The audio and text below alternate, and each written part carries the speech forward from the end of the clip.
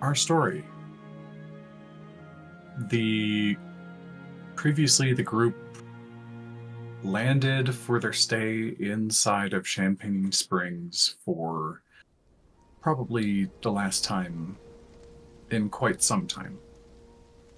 Recognizing the rare moments of luxury in an adventurer's life, most of you partake thoroughly of the amenities in the spa.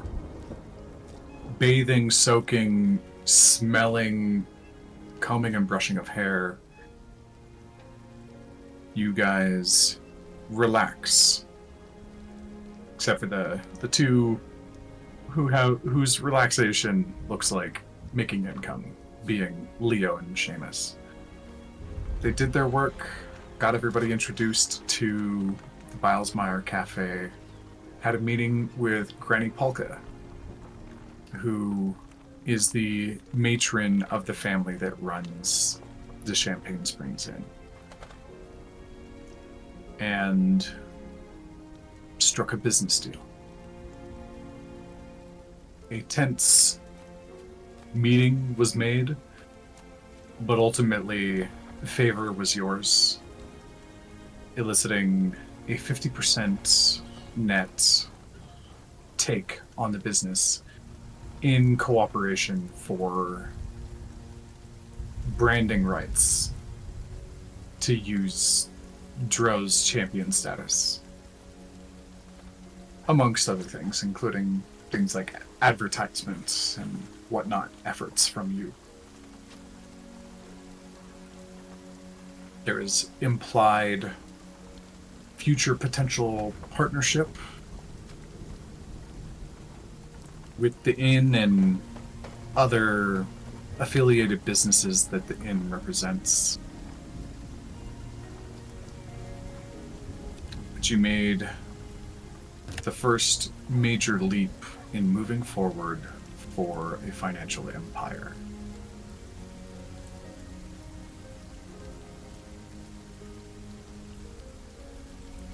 The group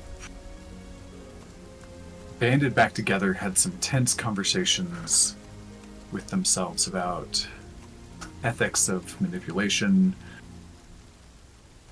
ways to gain power, and what's important. And ultimately decided on a name, finally. After much debate, the Friendly Friends was put to rest, and the title of the Soldiers of Eon came to be.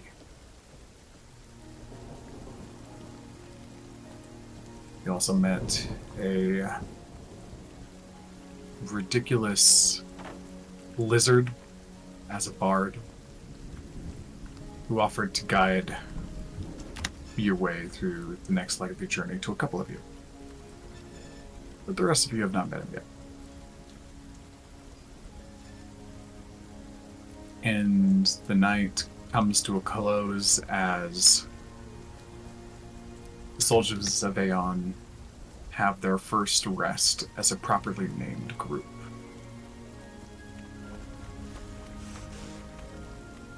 And as per usual, I'm gonna roll for this.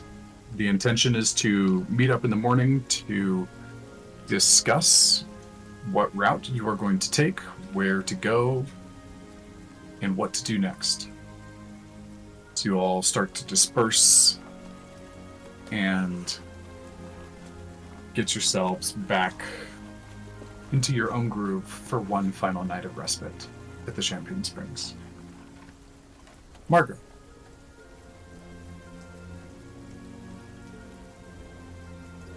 Well, actually, before the group disbands, anything else that you guys want to talk about as a group?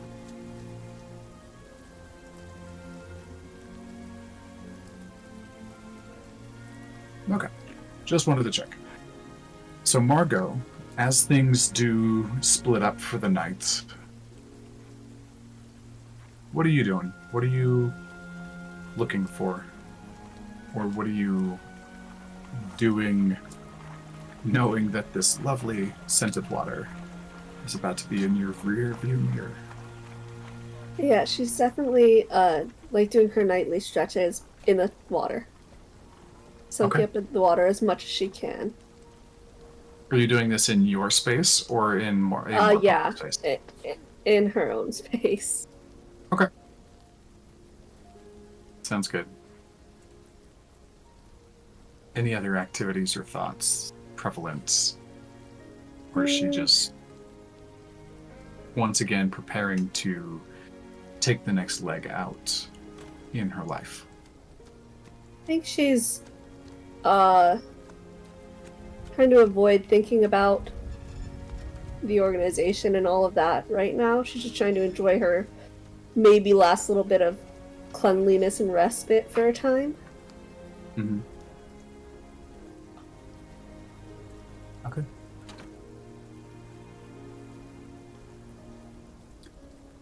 Do you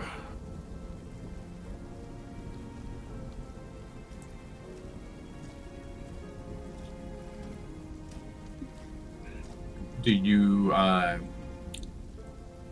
check your books at all? She would before, like right before she goes to bed. Okay. As you do, no new response from your mother.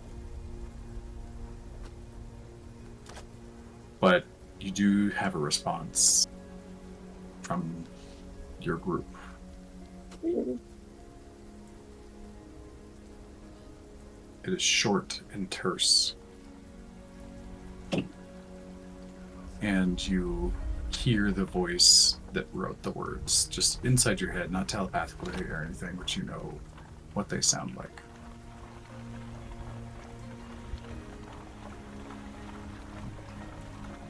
Operative Marco, you have done well to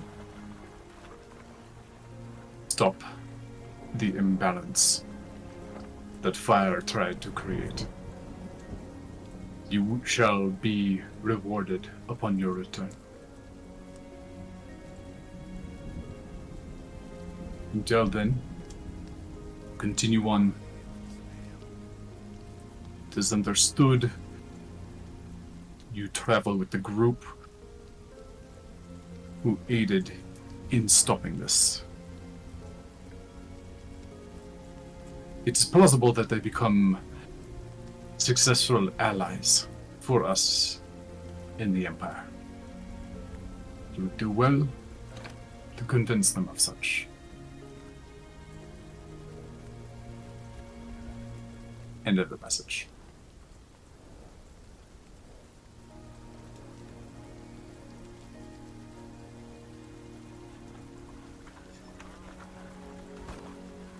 Hmm.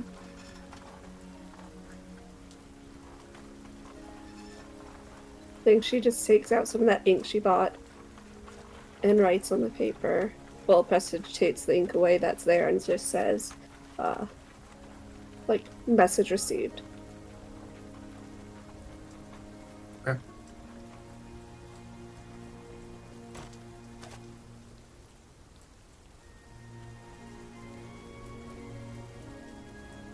All right.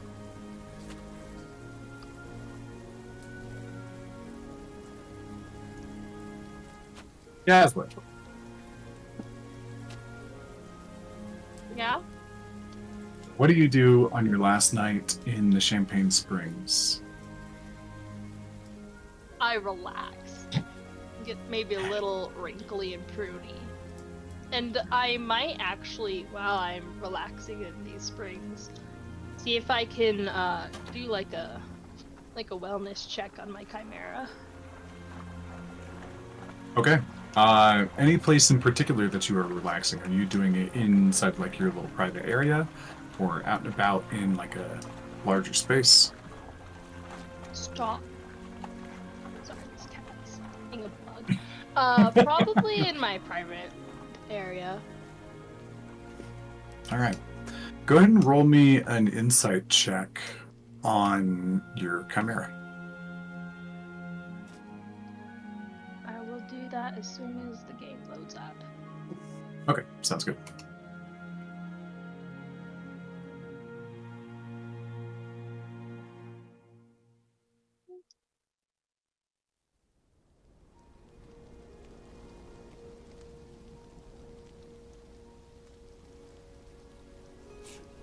All right, we'll cycle back to that. Dro. Oh, there we go. We're doing really A 7. well. Yaslin, you're Oh, trying to great. be cognizant of your partnership. The water just feels so damn good. And you're a little bit lost in your own reverie with the bathing. I'm sure they're doing great. Yeah, but you don't feel, I mean, it's, you just get very surface level something from them. It's just, they seem kind of relaxed right now too. Good. Okay. Drew. I think for a bit, Dro would just kind of wander around the facility.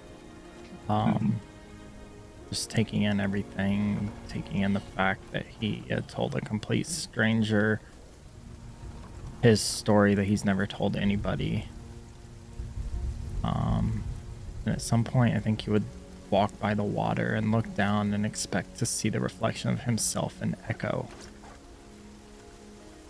And when he looks away, he would turn around and recognize the room behind him being Margot's room. He would walk up and knock on her door. Come in. Just kind of step in with a look of just not his joyful look. Something is definitely different about him. How you doing? Better than you, I think. What troubles you?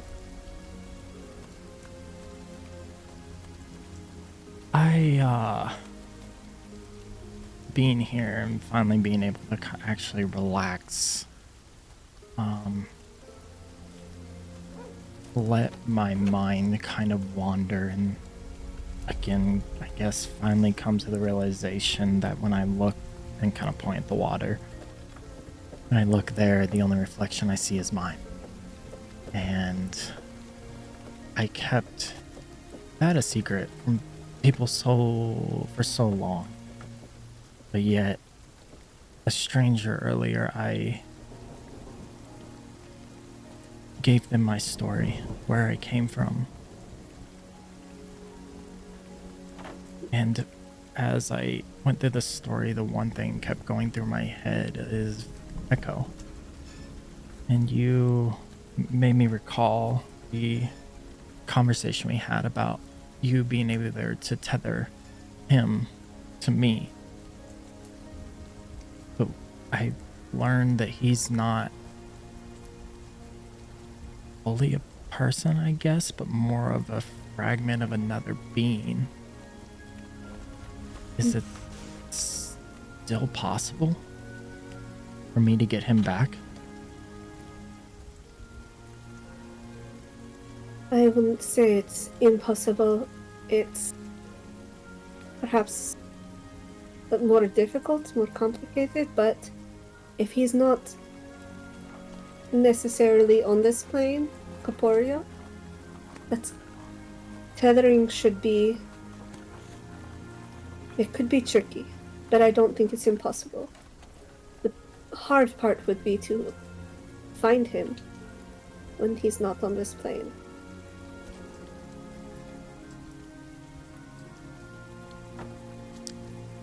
I'll kind of smile a little bit. It just means there's still hope.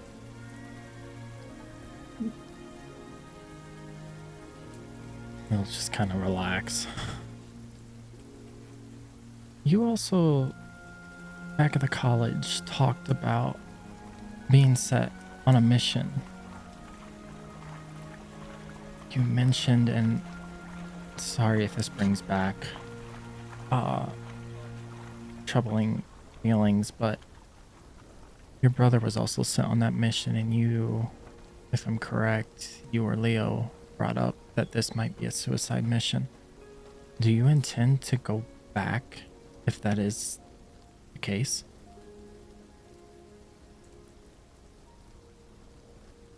I do. Because if I don't fight against them, who else will? They got my brother killed. And I have many other talented siblings younger than me who would be ideal candidates, and I do not want them part of this.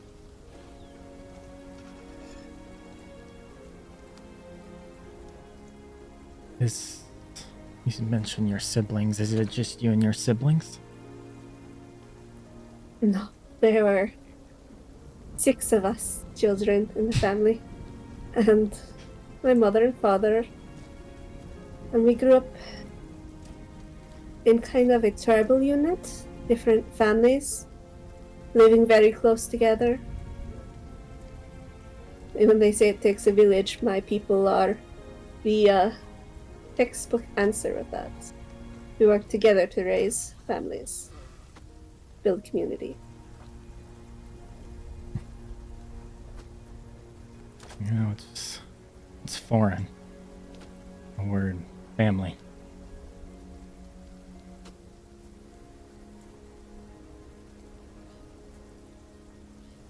If you don't mind me asking, what is that like? It's chaos often. You can be so angry with each other at times, but still love each other quite deeply. And at other times it's pure bliss. I suppose I am blessed in that I have never experienced loneliness growing up in a household quite as large as that. But even then, when I went off to training with the Empire's armies, and when I was sent to the Otenki organization, I still found friends who became like family. I guess what I'm saying is family does not have to be blood. You can choose your family as well. Like Yaslin. You and Yaslin are as close as any family, as from what I can see at least.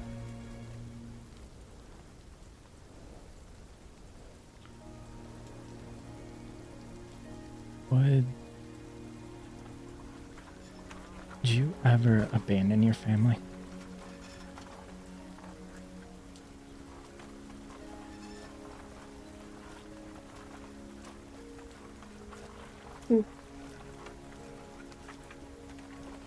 If it was to protect them, yes.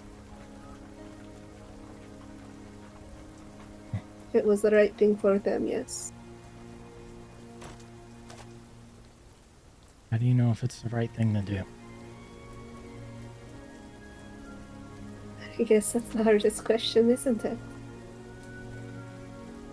I'm standing alone against an organization within the Empire and some other worldly war. How do I know if any of my choices are the right things? You just do the best you can with what you know. And trust in the people around you who you care for. They can offer good counsel. I'll kind of chuckle, even if the counsel is them telling you to punch them. A little punching can be good for the spirits. Yeah, some would definitely agree with that.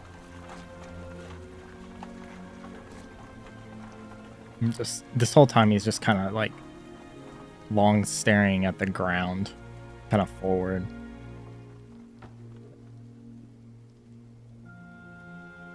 Okay, well, it is getting late.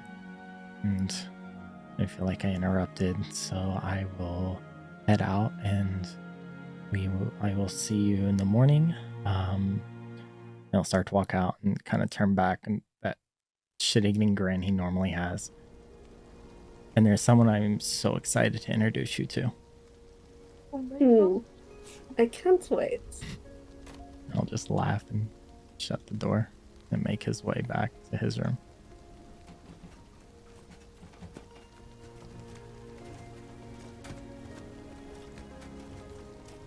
Hey, Duffin. People are yelling downstairs, and I don't know why. Dolphin is going to go ahead. He's gonna. That's not gonna let me through, is it? There it is. He's gonna walk back through the bathhouse and towards the front entrance, kind of going past the massage tables, and eventually heading to the front desk person. From there, he'll just approach the front desk person and go, hello, I was wondering if I might be able to ask you a few questions. Okay. Despite what my icon here says, it is not Renta, but yet somebody else who looks like they're part of the household. This one's kind of like a ganglier, younger male frog, who like has consistent bags under their eyes. They look up from a book, and they seem very much so like they read like, I am a nocturnal type. Why are you talking to me? Like a little bit, but without being rude. You like they have service skills, but like their default nature is like being a little bit more reclusive. Can I see if I can see what book he's reading? Yeah, or give me if I've read the book before? Sure. Click. Perception. 22. Yeah. Easy to read. In this case, it's not a scientific or research style book. It sounds like adventure fantasy. The title is Earth's Inner Glow, or Aeon's Inner Glow. And on the front of it, there is this individual who has there's like a monster like coming at him, and like all you see is his which is kind of like covered like a billowy cloak and like a near Western style hat, and like pushing up, and this creature's like bearing down on him, and like there's like this dome of green stone. I see you are reading a book. My most sincerest apologies for interrupting your reading, and I promise I will not take too much time. As someone who enjoys to read myself, then I do not like it when people interrupt me. I have not read that fantasy adventure yet, but would be most curious if you happen to finish within the evening. If you would be willing to share the book, I'd be more than happy to read it. Of course, perhaps we could do a little bit of a book exchange. I carry quite a few on me. Oh, I'd be very interested. Truth be told, this is... He kind of holds up and like gestures to the spine and like some of the bent pages. This is my third time reading the series. It's one of my favorites. It's that good. Well, I Oh, will yes. be sure. I would. I was going into my wrong voice. What was it? It was up here. It was. There we go. I would be most interested in hearing a little bit more about it at some point. But I did want to ask you really quick. would you all happen to have some form of a saltwater bath or an area that feels almost ocean-like to be in? Ah, yes, we do get requests for that from time to time. It's a little bit more difficult to pull off, but we figured it out. Little bit of magic here and there to change the consistency of water through a couple of different permanent create and just water spells. We do have something like that. And he kind of like pulls out like just a little map of the springs themselves and kind of like circles an area for you. It's like up here by the bones, the part of the magic is from an old sea beast that their presence helps to add salinity. Is the CB still around? No, long dead. I mean, we have the bones, but not the beast. Might I ask a very strange question and possible a favor of you? Possibly. What is the request? Might I see the bones of this creature? Oh, well, yes, if you go to this space, it's quite easy to see them. We keep them on full display. It's part of the charm, I suppose. Most That is- adventurers have a taste for seeing dead monsters put to decoration. This is very interesting and I appreciate it. I do have one final question before I allow you to return to your reading. Quite. Does this place happen to have a basement? No.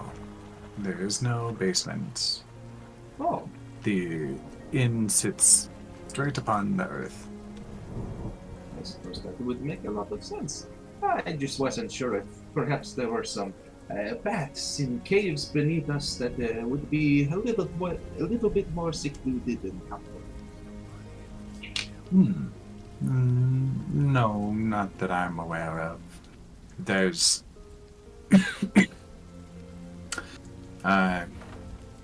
if one were to dig into the ground near this place, they would likely just find it filling with water. I suppose that makes a lot of sense. Well, my apologies for disturbing you. I hope you have a wonderful evening and enjoy this book. I shall be off to the bath. Thank you very much.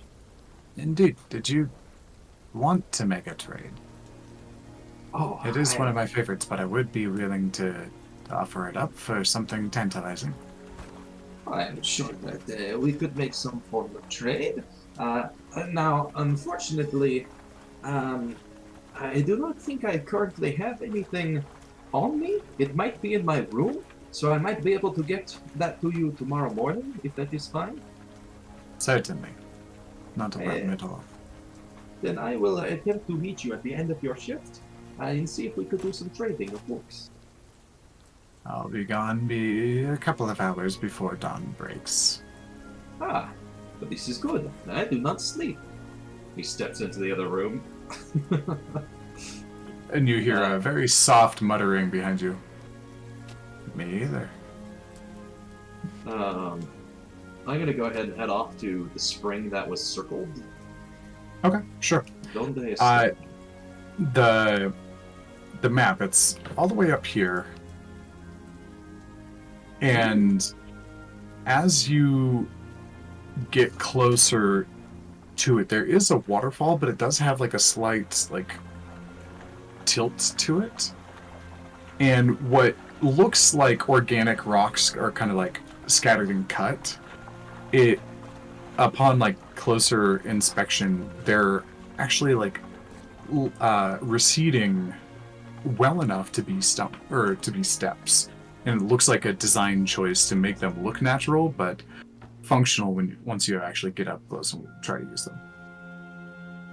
It's not Dolphin's going to go ahead and walk up the steps over to the bones. Sure. And as you step between about these two kind of like lanterns on either side, it's like you walk through a film, and it no longer smells of like fresh water. It has a little bit of brine and salinity to it. It's this space that's definitely smells more like the sea. But you can tell that it's well encapsulated into this space surrounding the bones. A smile crosses it moves across Dolphin's face as the salty air hits him, and he gets a waft of home. And he's going to just go ahead and dive into the water and just float around on his back for a little bit.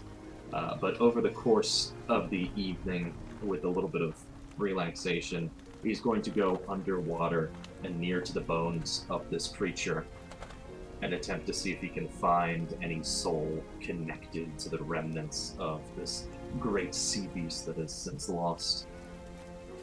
Okay. As you spend a little bit of time with it, you can start to kind of piece together what this thing may have looked like. Looks like a large serpent. No limbs to be spoken of. More like a water-based snake with a draconic-style head and some fierce bones, despite it being like a watery creature. Go ahead and give me an insight check. At advantage, you feel this thing and you start to... Cool. Yeah, 16. That'll do it. You start to feel it, and it's that almost like nagging sensation that like something was trying to get your attention a couple of times while you've been in town. And this feels like it.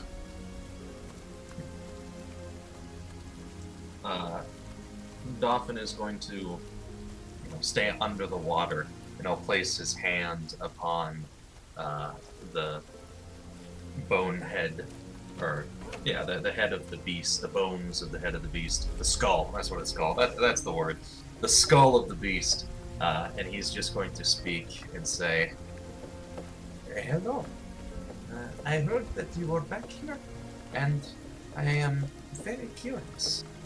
Are you still here?"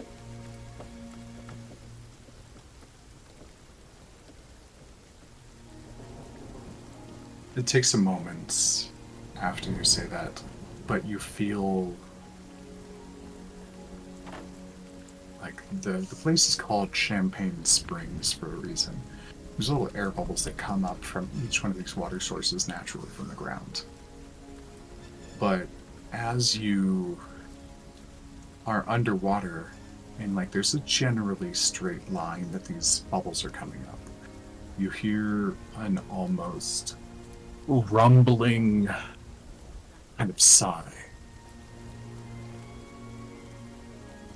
And it's deep and heavy enough that you see the trickle of the bubbles shiver in trajectory as they come up. And the skull is like essentially tilted into like half submersion. And just the one eye underneath the water begins to glow. This kind of white with a little bit of like green tinge, but mostly like a yellow, not necessarily a halo, but a outline.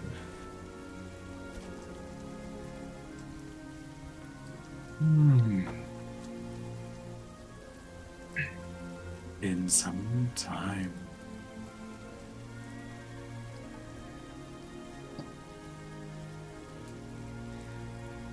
You are very impressive. Might I ask your name, if you have one?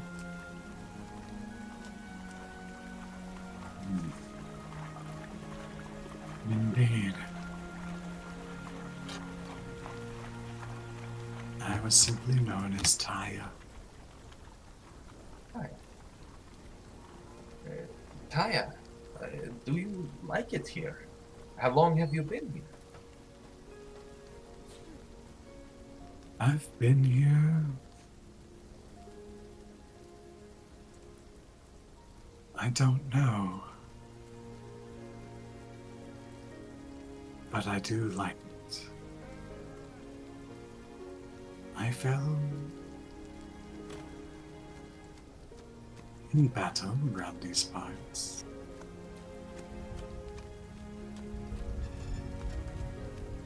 But I meet quite a lot of interesting individuals who can speak to spirits, who have necromantic powers. They come to me. I meet quite a lot of people for someone who's dead. Well, it must be quite the enjoyable death then. To get to meet so many people with so many different interesting skills. An enjoyable death. Might I ask, have you traveled the world? Was there a lot of water back then? Were you able to leave the water?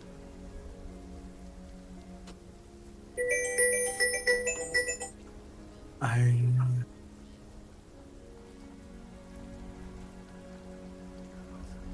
was not here.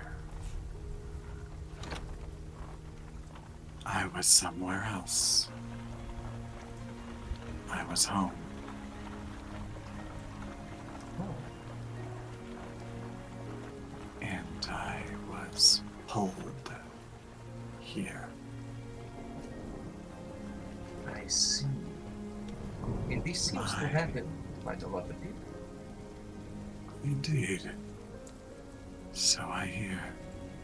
My time was not long on this world. My manners were wanting. I was scared.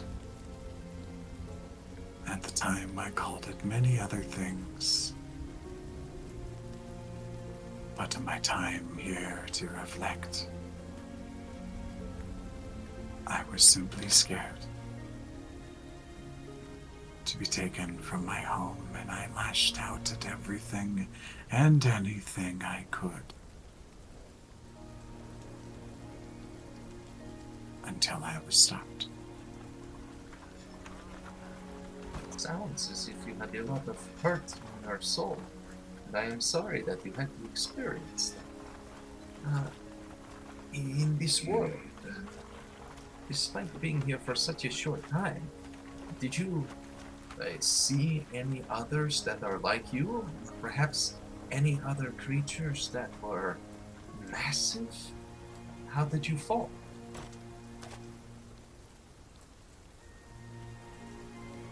I fell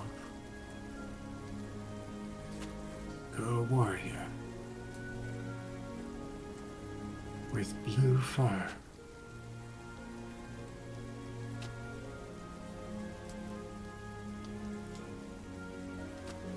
And as I fell,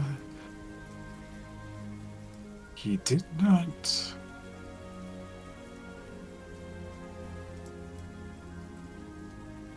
fear me or hate me. He spoke a prayer over my body.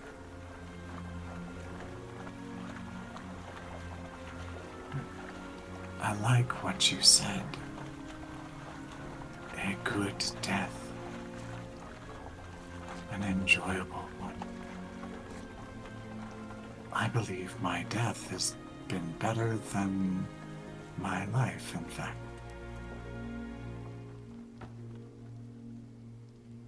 My death has certainly been longer than my life. And I get to be here.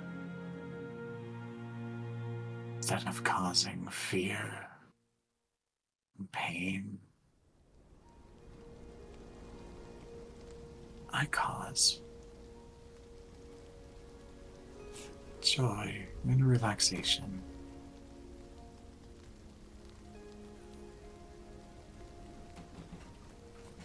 You are certainly most admirable for what you do here. And I must say, thank you very much. I stopped by this place today, and, well, I've tried a lot of the different waters, but none of them felt like home. But then I was told about you. I was told about this place. And I walked up the stairs, and feeling these waters, they give me comfort. And so I thank you for whatever it is that you do in this area. It just is exactly that. It is relaxing. It is calming. And I appreciate you. It must have been hard to be transported here and to be so afraid and so aggressive. But now, speaking with you, you seem almost at peace. And I envy that.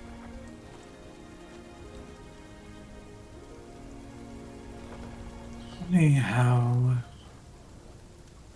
peace rarely looks like what we imagine it to be. It is something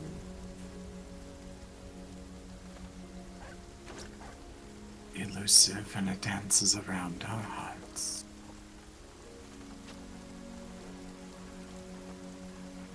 There is always so much fighting. In a place like this, there are so many people that come here from different worlds that did not belong here, but this becomes their home, just as you were saying. And it makes for so many different types of people, and so many of these people just act almost animalistic in ways that I do not understand. But you, and so many of the spirits and the animals that I come across, I understand you. You act in ways that are natural and normal, and they make sense. I do not know what my point was, besides that it is so comforting to be able to speak. I must ask, did you come here alone, or were there other people with you? That was part of my rage. My children were not with me. Be alone. I did not know any of my folk. But I admit I skipped over a question of yours earlier. I did not meet any other great serpents, but I can feel them.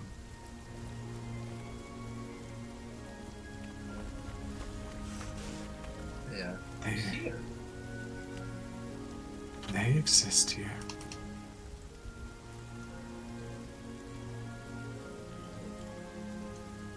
I am searching for something that is very old and very powerful, and it once roamed the oceans.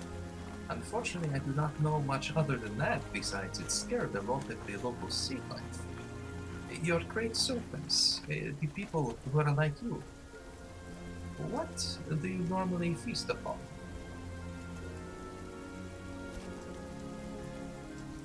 My type are omnivorous, primarily predatorial. Are you territorial? Highly.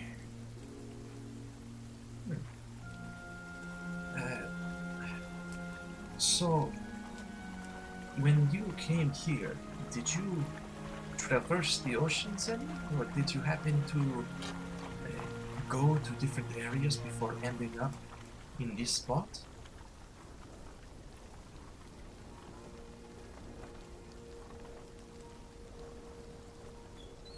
I was dropped on the mountain out of my sea, which was very off-putting, I must admit. I can only imagine. I traveled up and down the rivers until the warrior stopped me. I carved new rivers.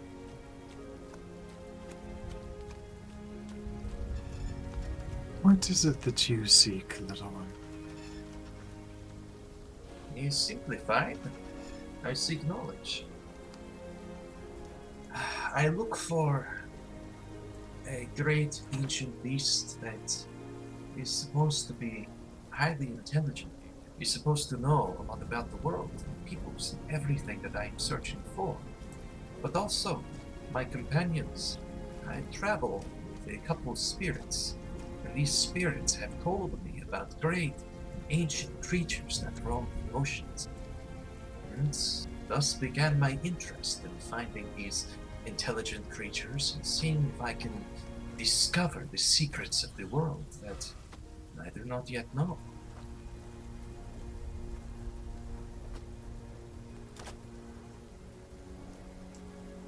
I did not meet many creatures in the waters. I engulfed many that lived here in my rampage. But what you describe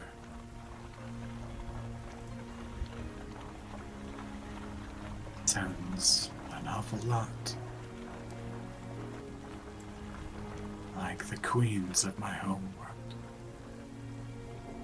Something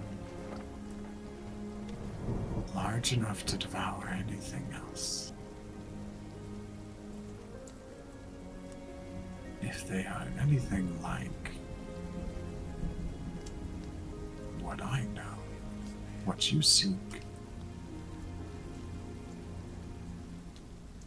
it may be sleeping.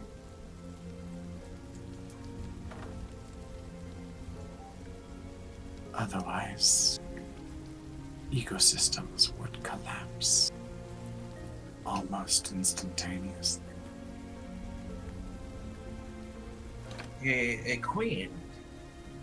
Would it be possible for something so big to survive for so long? I thought it would be dead. I'm looking for the soul of one, the bones of one. I did not know that one could still be alive and dormant in the oceans itself.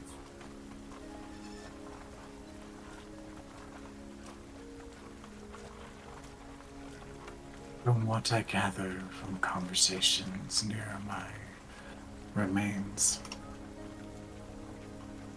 this world does not play by the rules of others. Something that had no predator in my world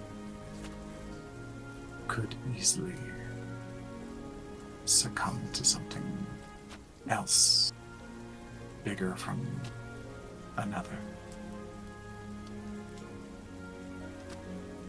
Or time could possibly be irrelevant to a creature such as this. Keep your mind open as to what route you may find. Just as peace found me in an unexpected way, your answers may find you in ways you have not yet comprehended.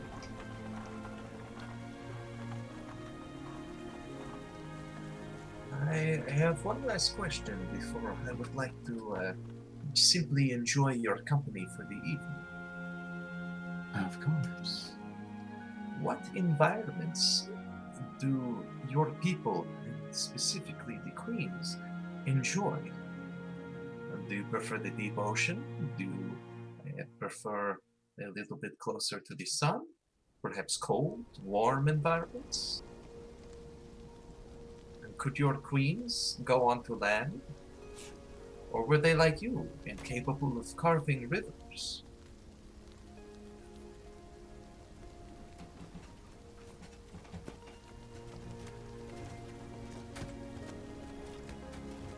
Queens from where I am from.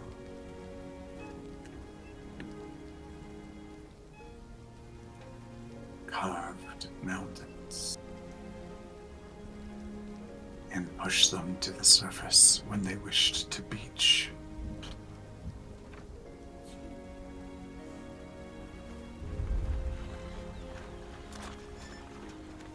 The deep pressure is a lovely sensation.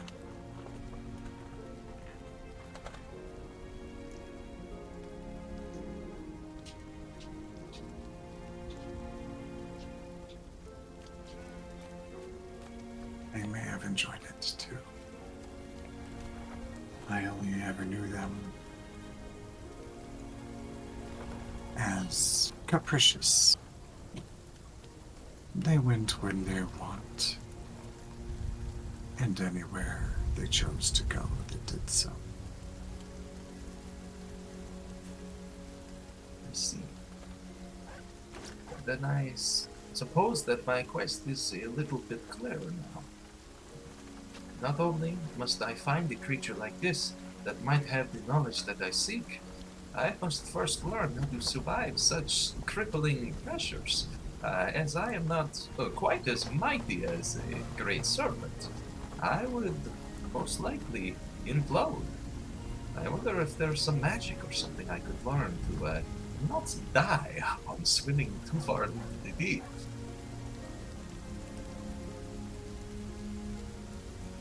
That is possible.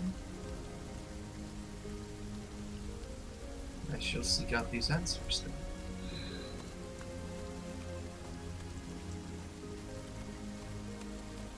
You Dominant. are an intriguing sort.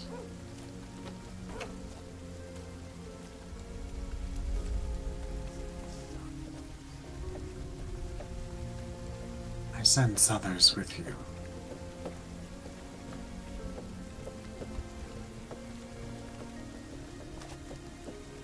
You are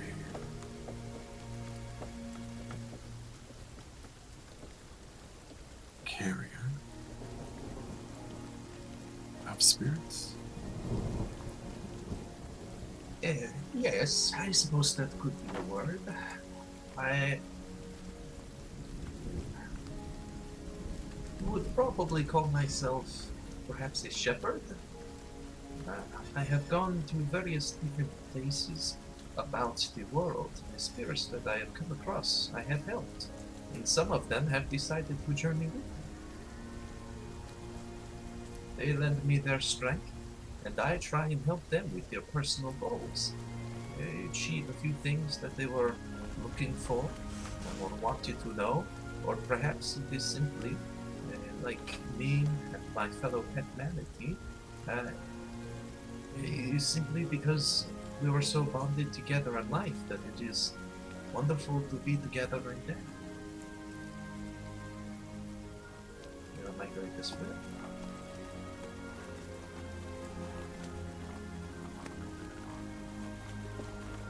Hmm.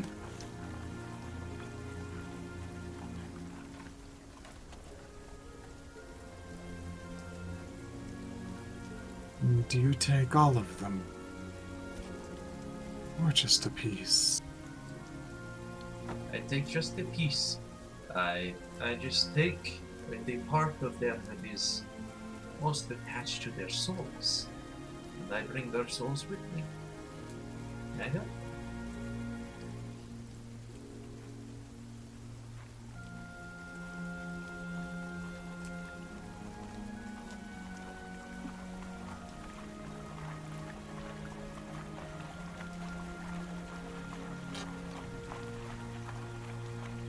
You see the eye kind of focus down into more of a point. And she stares at you.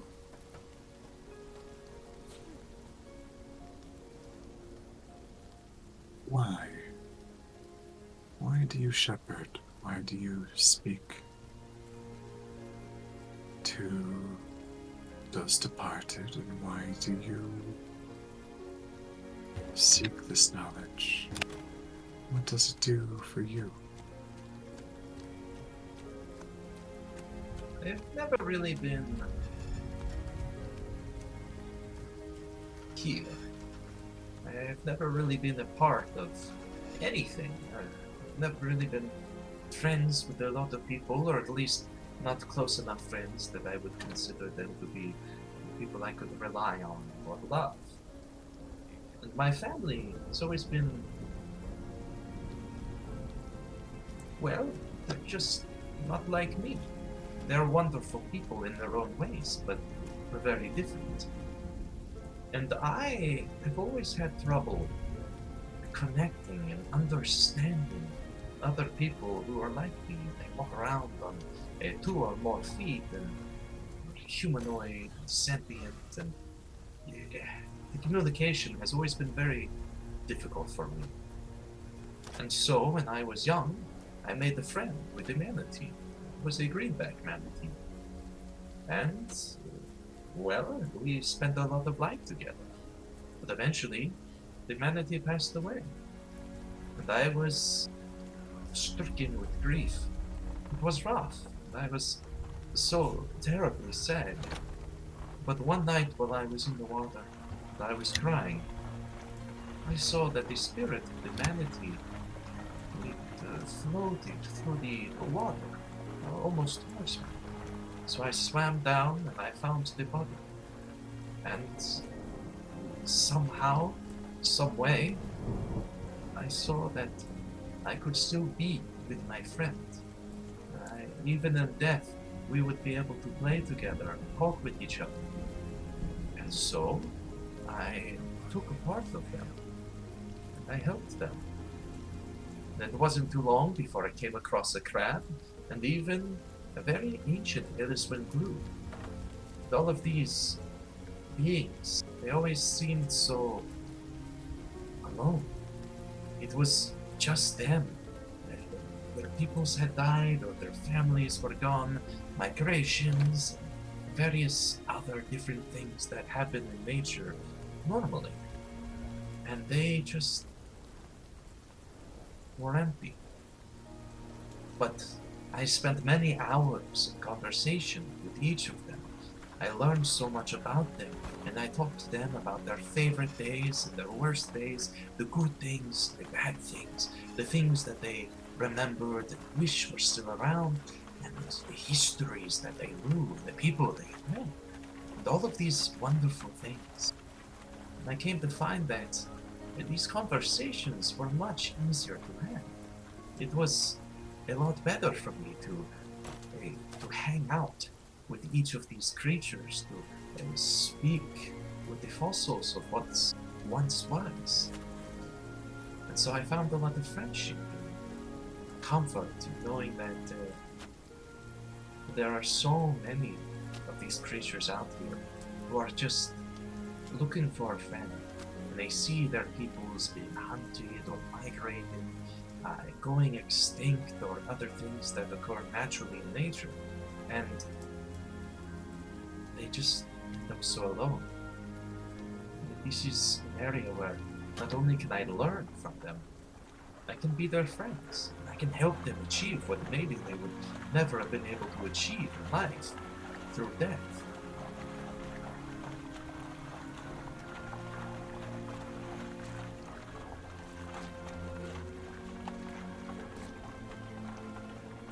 Are you known as a poet of your people? I am known as an outcast. I'm known as that weird guy down the street.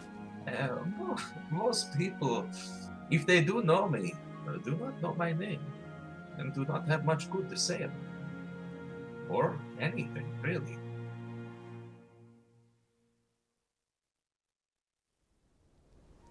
Hmm.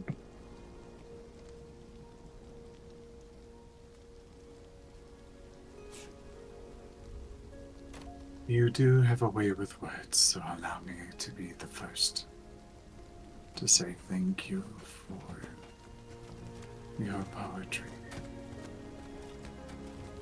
I did not ask your name. I am Dolphin Sephor.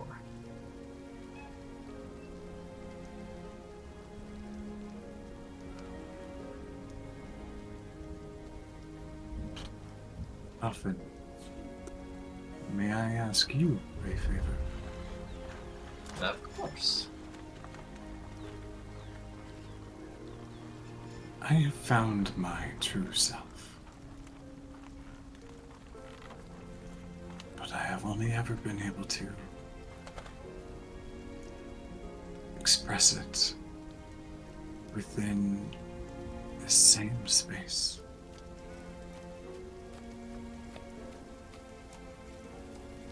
I wish to see more from my new perspective.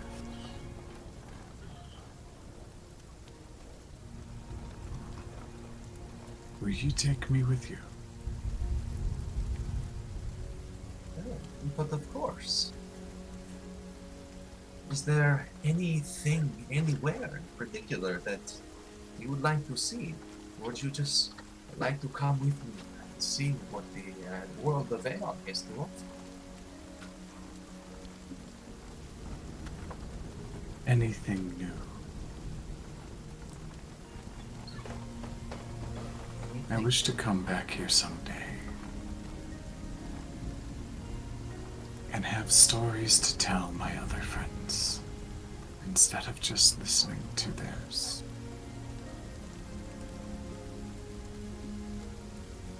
I love their stories, and they love talking about them. But I do wish to contribute in the conversation.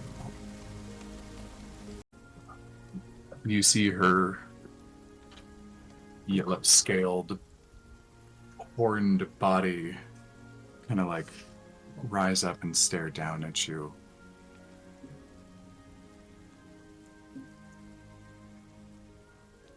And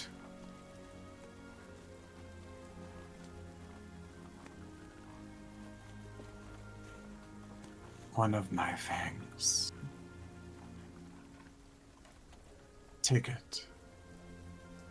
Allow these teeth that carved the rivers through this world and my last to carve new paths forward.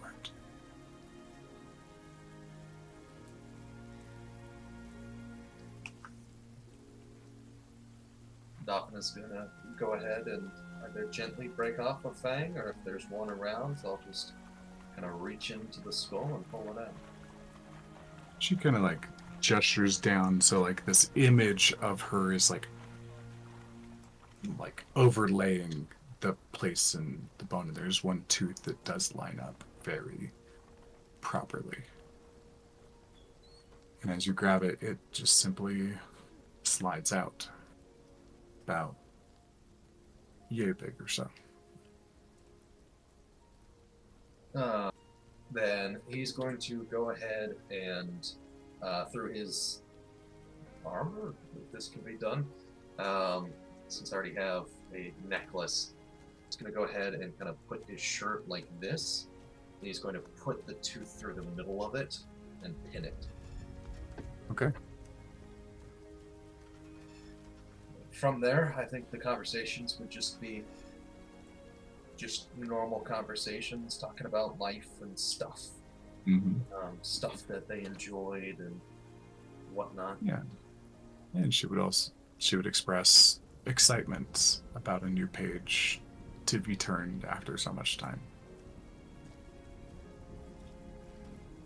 And yeah, she tells you about a little bit about her homeworld. There was no terrestrial creatures There were islands and land masses, but everything existed in the water only. All life came from the sea.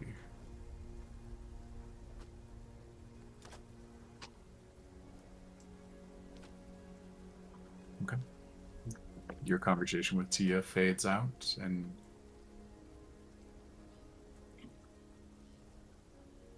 Seamus.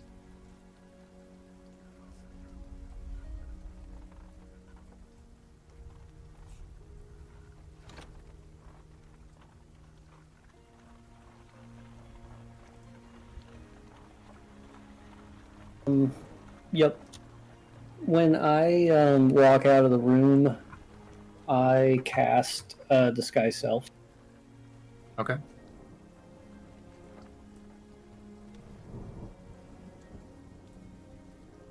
Sorry, I'm scrolling through folders. They're good. And I change into this lizard-looking dude wearing red leathers, maybe an adventurer of sorts, but just basically not myself. And I move into the front lobby and pull out a newspaper and just hang out, and I'm going to be a fly on the wall in there. And I hope I got to hear the conversation that Dolphin had with the front desk, because I was planning on having a similar conversation with somebody.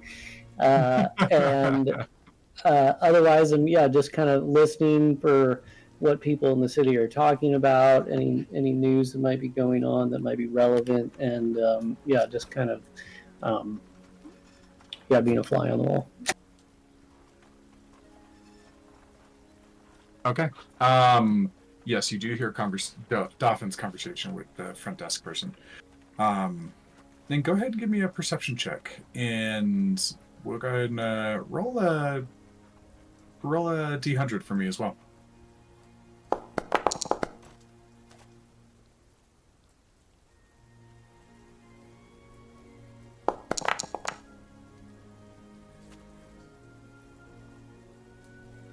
Okay.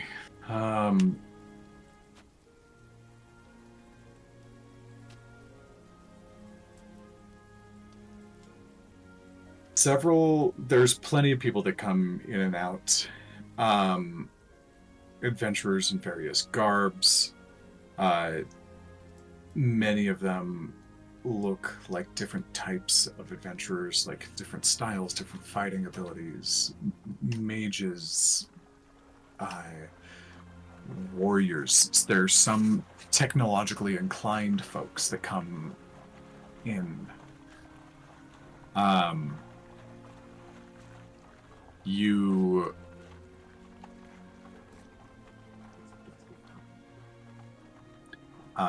get like some general gossip. Something about kind of a goblin and a skinny man being arrested by a local guard for something. Many of the conversations are in languages that you do not understand. And so you miss out on a lot of it, which is where we're going to play your 9. But the Sounds chance rolled up really high.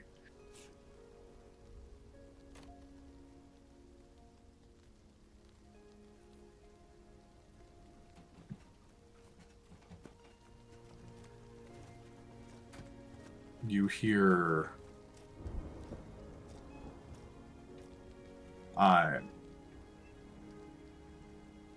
let me see, in what languages do you speak? Ooh, that's right.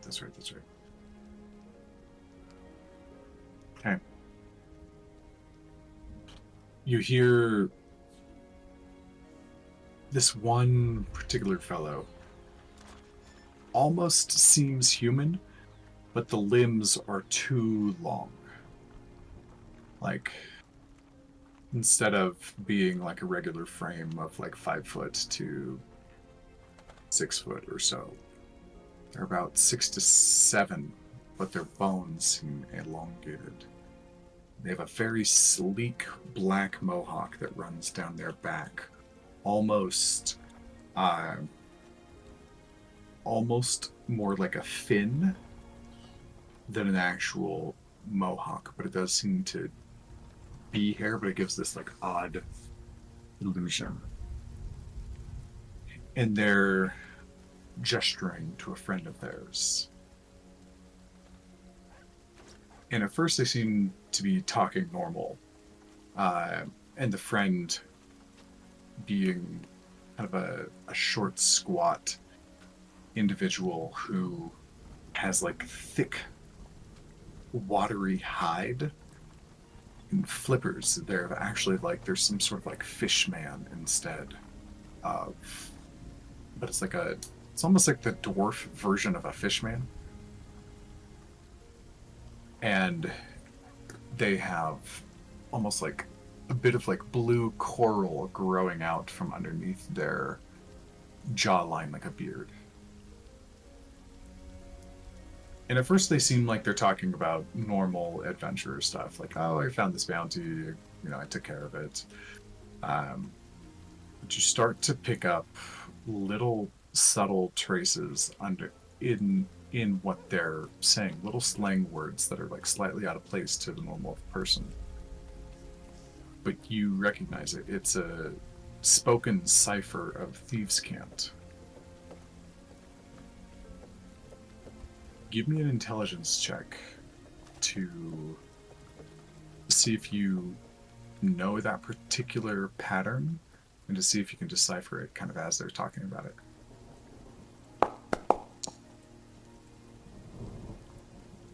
Nice. You hear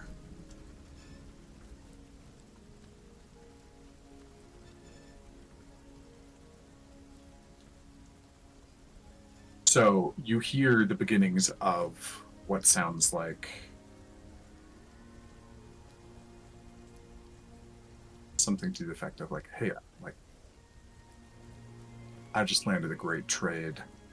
All those fire monsters that came up the mountain, but tried to crawl down the mountain, yeah, not all of them survived, and they're good pickings there.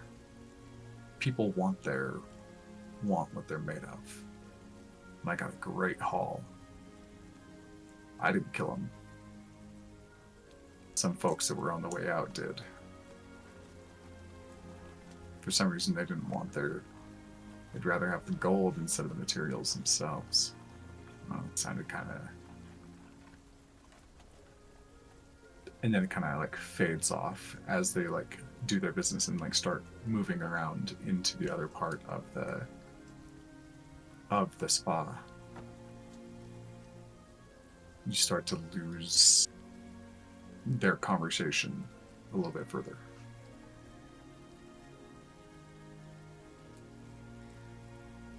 If you would like, you can try to pursue them to gain more.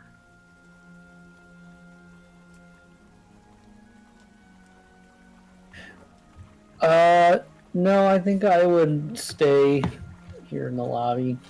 Just continue to listen in. I definitely will make note of that. Sounds like a lost opportunity. But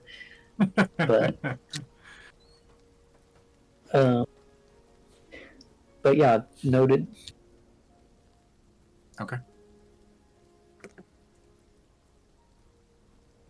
Alright. Seamus, you do this for a couple of hours or so until, even though there are a reasonable amount of like nighttime folk that come through, there's definitely like a tapering off point in which people are coming in. Anything else you do afterwards? Nope, just make it back to my room, climb up on the ceiling, go to bed. Okay.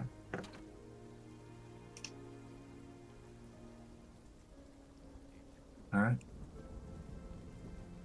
Now, lastly, for Leo,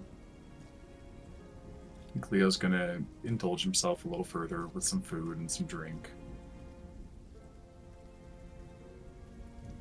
He's going to I felt it coming, which is why I was stalling. He's gonna pop out each of his critters individually. You can't bring them all out, but one by one.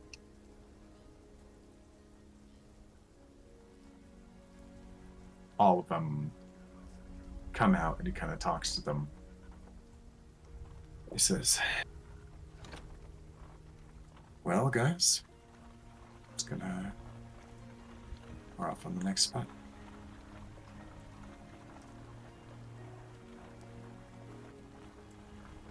We tried to get another friend, and it didn't really work.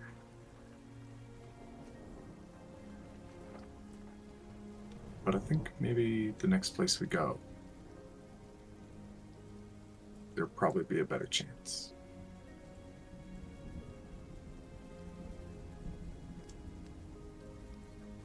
Maybe soon enough we'll be strong enough to do what we need to.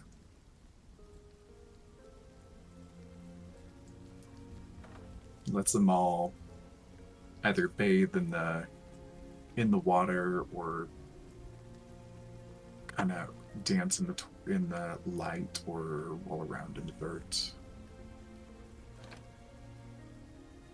Just kind of lays down on his cot, pulls his tricorn with the gems in it over his face, and goes to sleep with his friends surrounding him.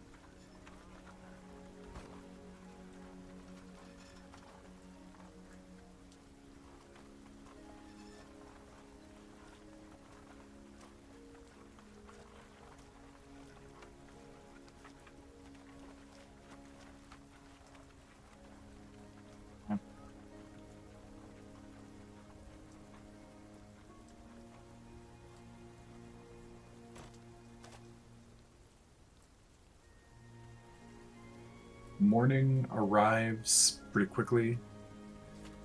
Even though you guys have stayed here for a night already, you've still gone through some extreme things in the last couple of weeks on this mountain.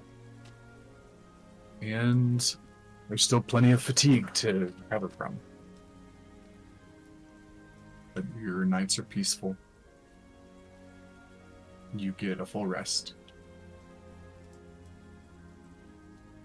And the morning comes to you.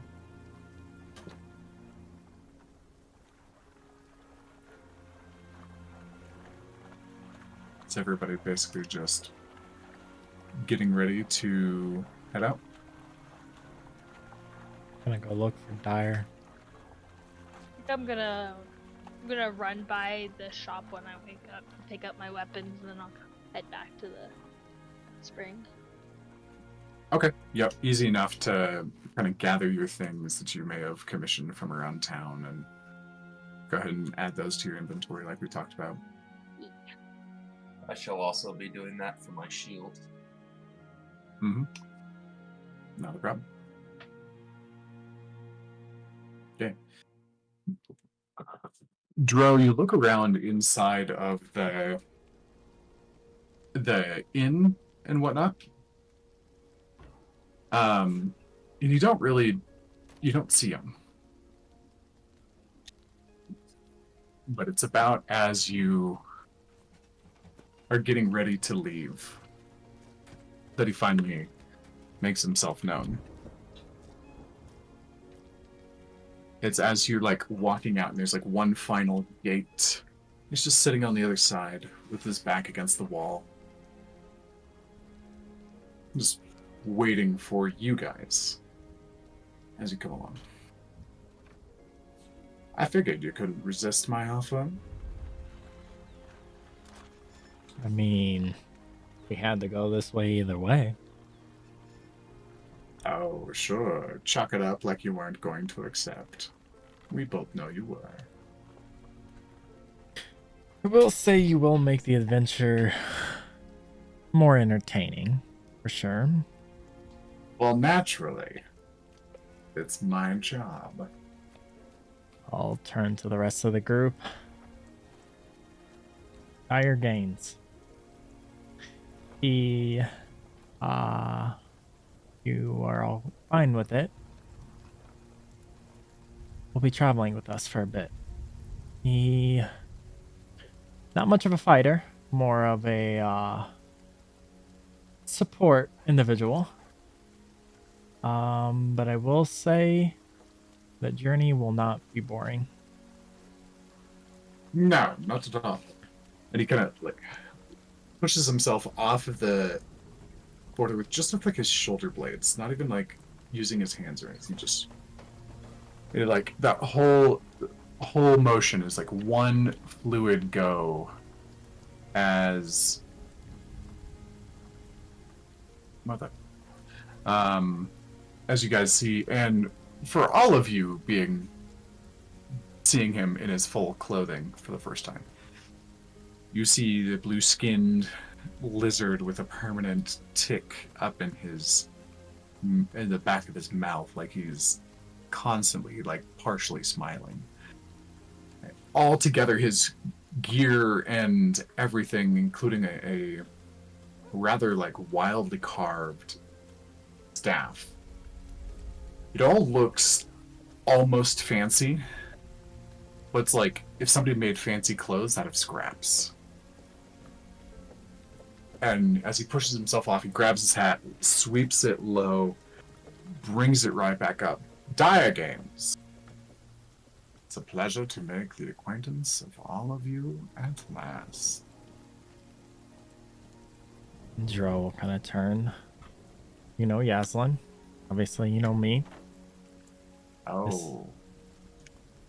Dolphin. Margot. Seamus. Leo. Excuse me? Why am I not surprised? Wow. Dro, I told you, nobody in this world loves stories as much as I. And stories you have made. Kind of looks at Margot. This is him. There might And be what one other. stories you know?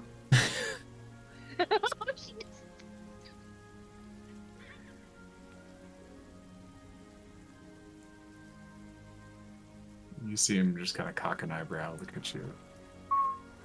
Probably more than you would like. Mm-hmm. But She not rests her all, hands on her sure. dagger. Oh, fret not. I'm not here to harm or swindle or anything of the sorts. Information provided to the wrong people can harm greatly.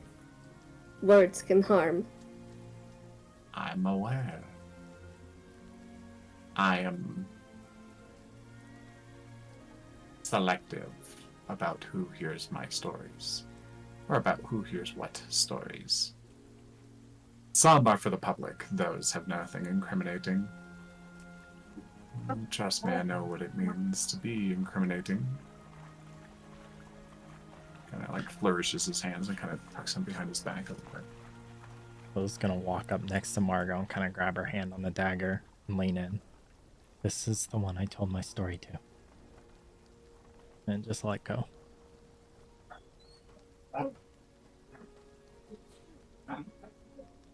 She'll relax, but kind of like give him a look, like, don't fuck with me look. He eats it up. You get like a, oh, this is gonna be good. This sort of like smile in No. return. Dro is gonna turn around and be like, you do to Dire, you do know. Just a warning, anybody standing here can and if need to will kill you. Just putting that out there. Oh, very aware. Okay. I don't intend to make myself that much of a nuisance. We shall see. We shall indeed. Yaslin's already loving this. Just She's like, this'll be wonderful.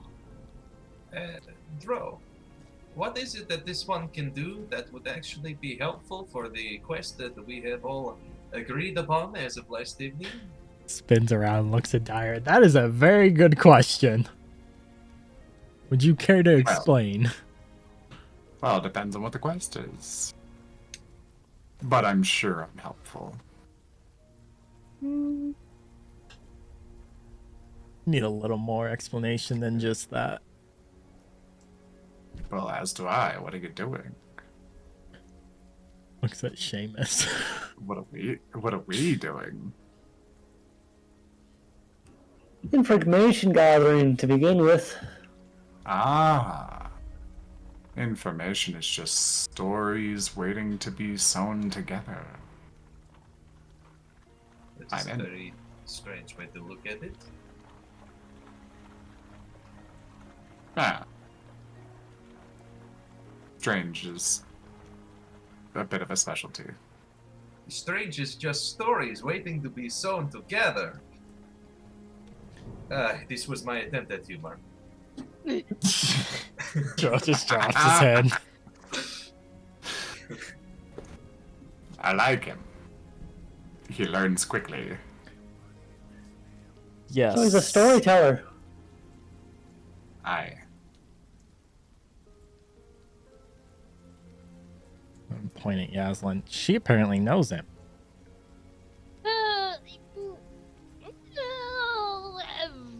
She knows my work, money too. Yeah. Not like I.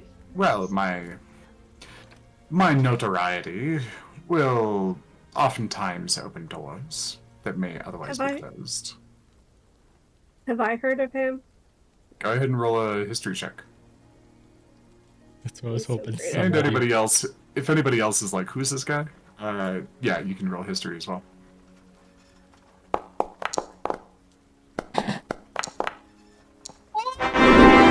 Seamus knows him too, just as good as you. Margot,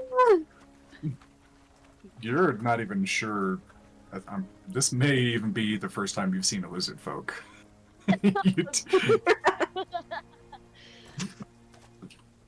Seamus, you know this guy. You know him differently than Yaslin does.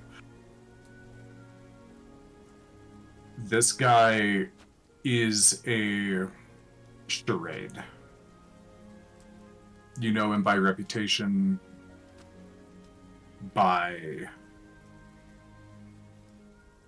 because of who you've been influenced by, and I think you know what I mean.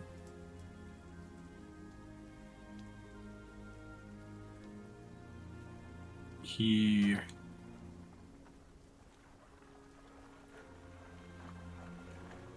appears to be a clown, but he's a bit of an infiltrator, and he's one of the best information gatherers you've ever heard of.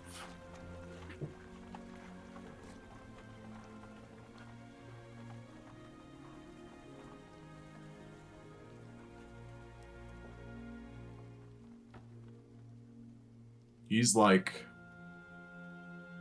the way that like thieves guilds are like whispered about in bright societies. This guy is more like whispered about in dark societies. To that same kind of opposite effect. So him and Seamus will get along. And Leo, yeah. Is this the Dire Games that did a story on Rawtech back in the days? Ah, you've heard of my work. I have indeed. Right? Got yourself quite a publicist here, champ. And that is the intent.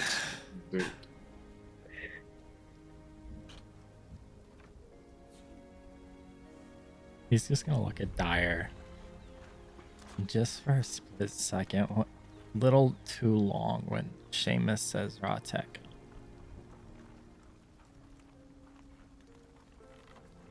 That one was enjoyable. Big man at the top hasn't forgiven me for that one yet. From what I hear, holds a grudge better than most.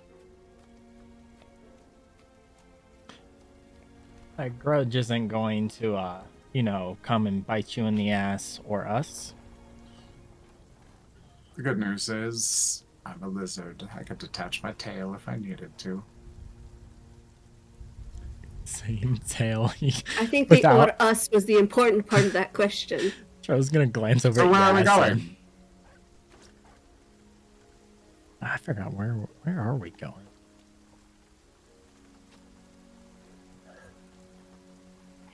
Allow me to be of service immediately to quell any doubts. And he reaches into his jacket and kind of pulls something out. And he unfolds a badly drawn map, which I will put into the chat right now because this thing, Forge is having issues with my images today.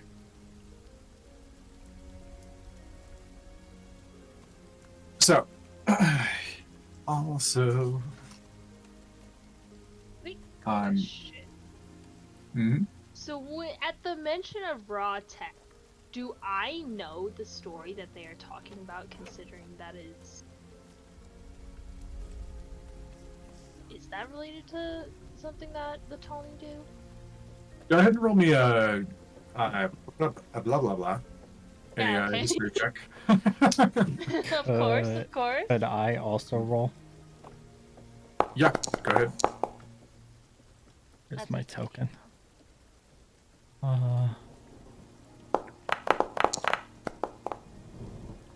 Wow. Yeah, Also, double 13s. You are both aware of what raw tech represents. They are one of the global powers. They are essentially a backbone of mercenaries that can be hired out to anyone who has the right price or trade available to them. And oftentimes the trade that they are interested in is information.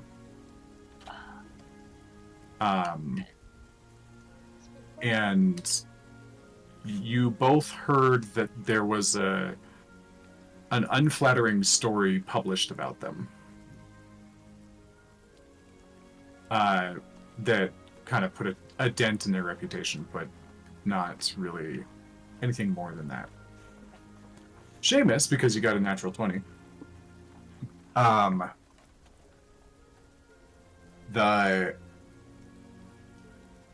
It was a general piece about like the way that they operate, but really the thing that made such a splash was a single name. Pharaoh.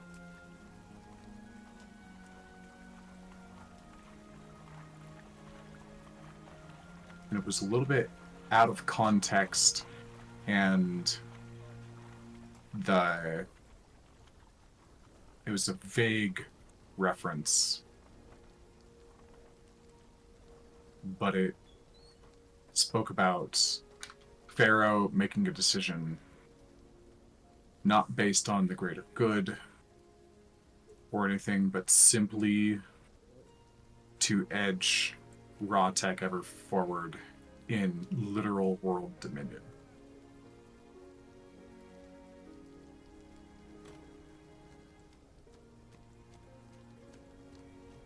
And in your kind of doings in your research, you've never been able to find any other reference again.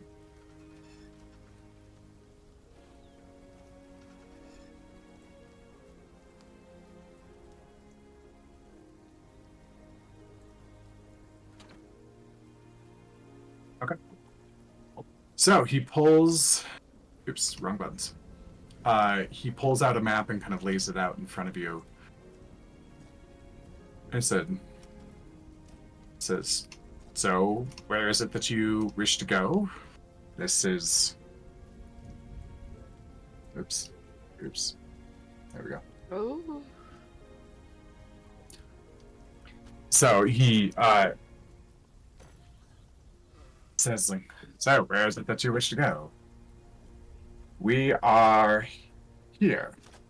And this is based on what I know in approximately the last 6 months or so. And he gestures to Ripple Mountain. He says, we are here. What's next? She's just gonna tap her finger on Aurora's wrist and say, start at the beginning. Best place Yeah. to start. Yaslin might glance over at Dro to see how he seems to feel about that one. Yeah, she doesn't know the whole story. Oh shit, Yazla was there when told Yazla- Dyer. When you Shit. spilled all the beans, Yaslin's like looking at Dro like, are you sure you cool with going there? Yeah. Marco's So trying to help as- her.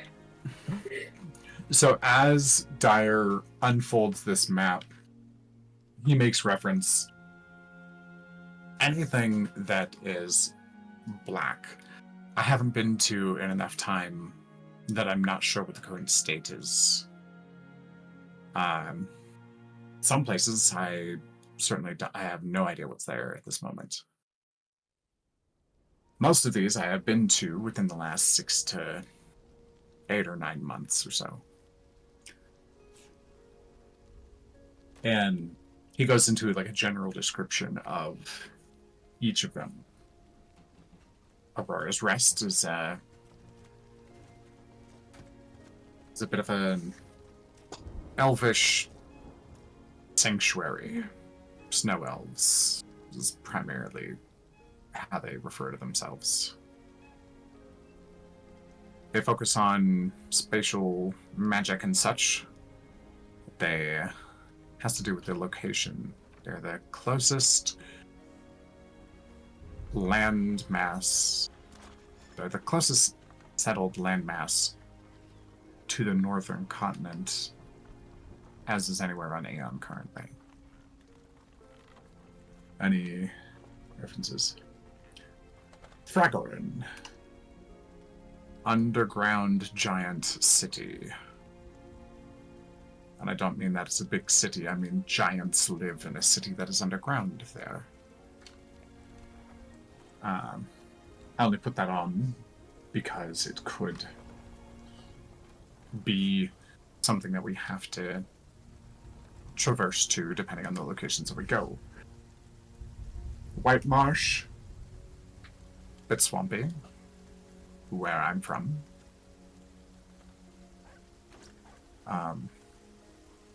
And hodgepodge of survival down there.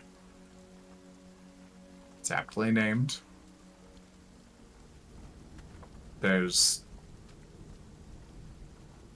It's just weird. I left for a reason. Couldn't stand anymore with that pollen on my jacket. Dragon spine. Very dangerous. It's aptly named as well. Many different things, either directly tied to dragons, related to dragons, dragon worshippers, or generally dragon adjacent, call it home. I don't know much else about it other than it's a death trap and I hope I never have to go there.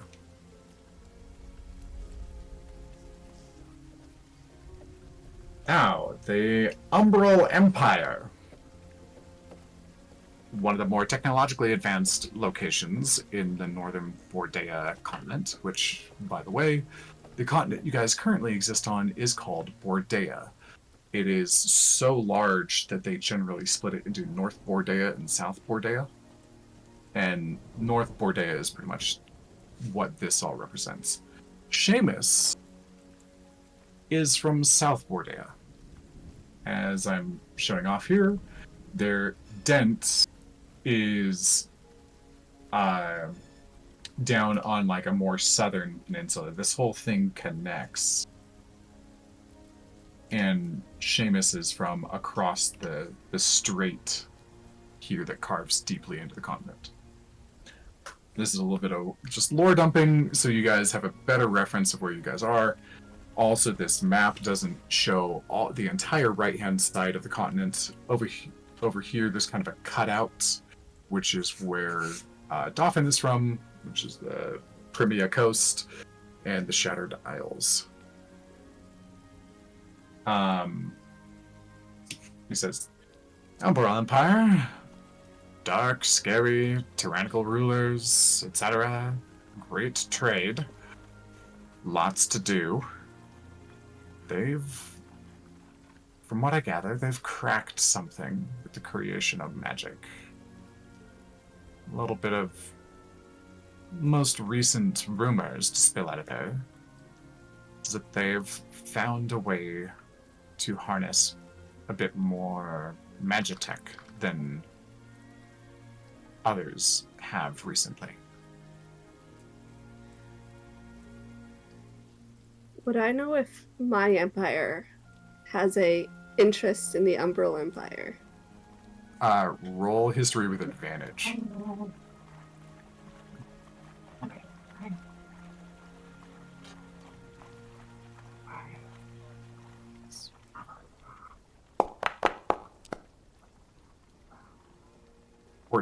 Oh, really?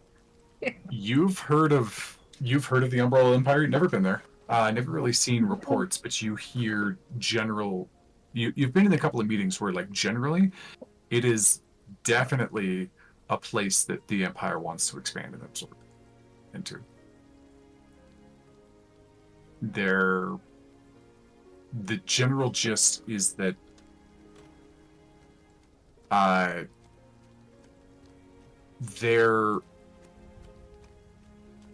once they perfect it, their soldiers will be worth much more on an individual basis in regards to warfare. He continues on his explanation. The unstable lands. I assume you've all run into, or at least heard of, graphs, correct? I mean, it's a bit of a leading question. I know what you did in the mountains, so yes, you've seen graphs. We've established this. The frequency and timing and location of them is highly circumspect. Overall, the pattern continues to feel random.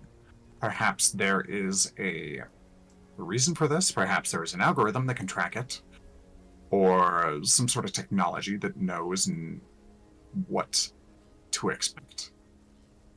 From everything I've been able to find in the subject, which has been heavily researched by me and others, especially at the college, there is no rhyme or reason yet. At least not one that's discernible. However, there is a bit of an exception. The unstable lands are a hotspot of graft activity. Daily occurrences, so much so that the place has no permanent settlements. All it is a collection of vehicles that have the capability to up and move if a graft happens to fall on top of them. Simply put, it is a resource gold mine. If gold were as valuable as the things coming out of these grafts.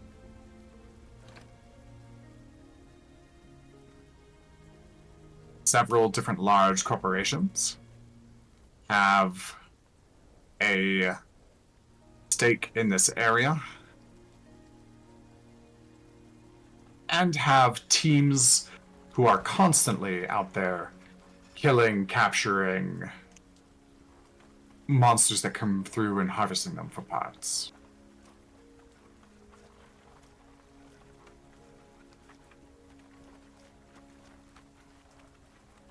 There's plenty of independent contractors as well, or solo teams of adventurers, smaller corporations. There's 3 primary ones. And basically, the name of the game down there is just to get in the best position and the timing and try to reap the most rewards. There is some infighting, although most groups view it as disadvantageous. Certain areas are more like carved out as territories instead. The 3 largest corporations have their own portals to the Guild of Knowledge, according to Mr. Black here.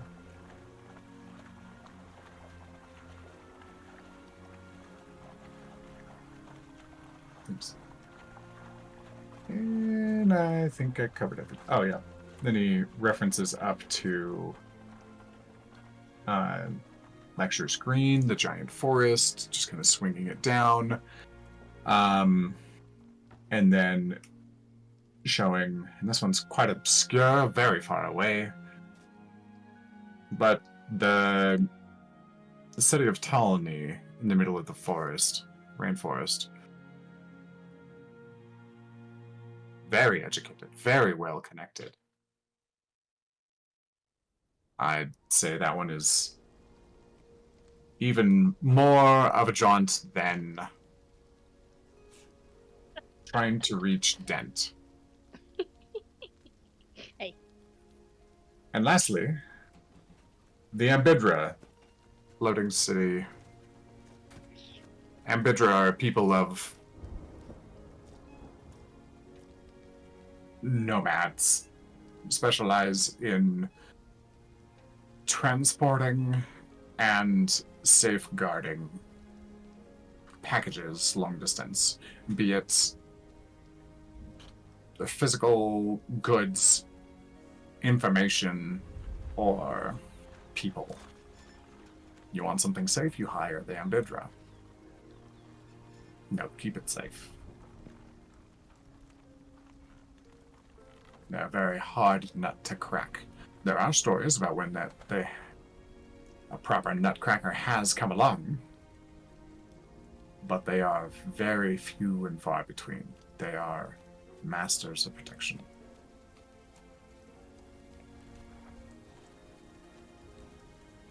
So, and then besides that, of course, he gestures to kind of the blank spots. We could do a wild card as well. I have no idea what's over here anymore. And he gestures to the darkened spots also. So, what do you think? Where to go? Where is Dyer located right now on this map?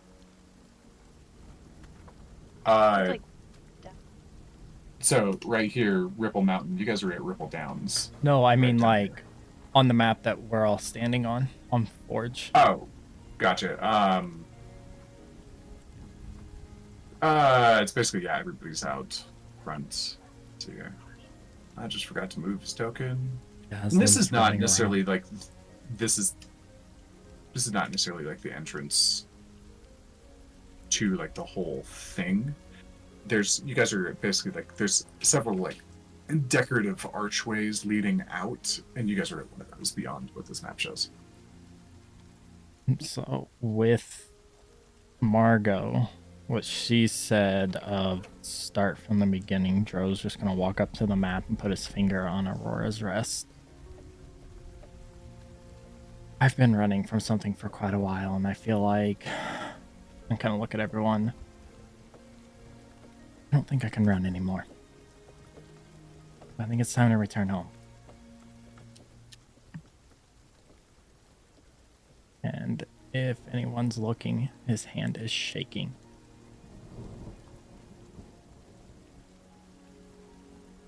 I think Margot would be watching him. You're also sharing your screen still. Yeah, I was about to say. Oh, yeah. If we're not. If we're not supposed to be seeing something. I was like, I don't know if I'm supposed to be seeing this, but. Like, I was- I was just intending to pull up what his staff looks like. Yeah, it looks like this, but a little bit more crude. So ignore what you just saw. There's something going on.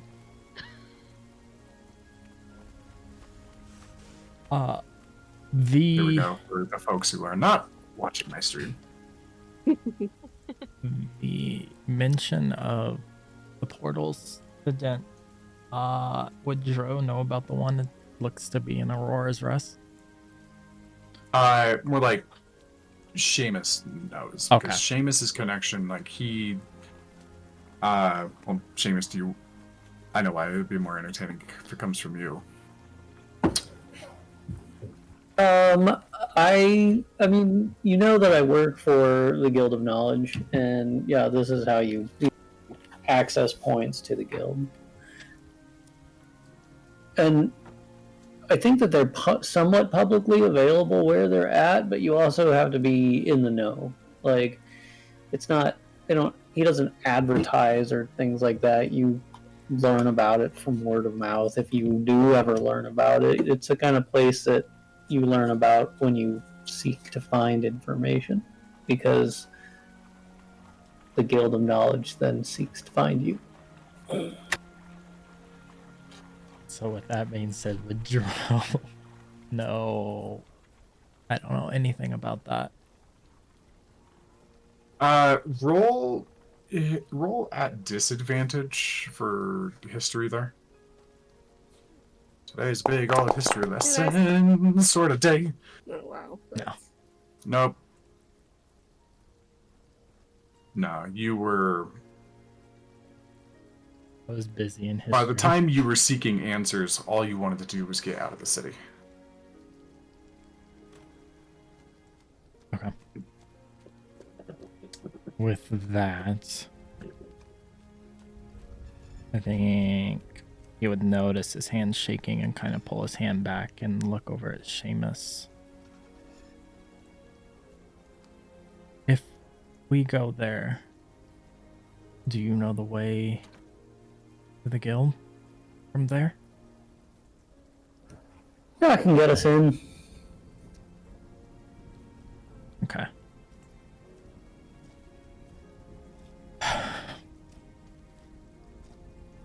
Well, I hope you guys are used to the cold. That is actually something I wanted to bring up. I'm not. I'm not used to this cold. And with there's so many different places that we could go to, I understand the need for Aurora's Rest, and I support this. But also, how can I go and not be cold? Also, is the water equally as freezing? Because that will be a big issue for me.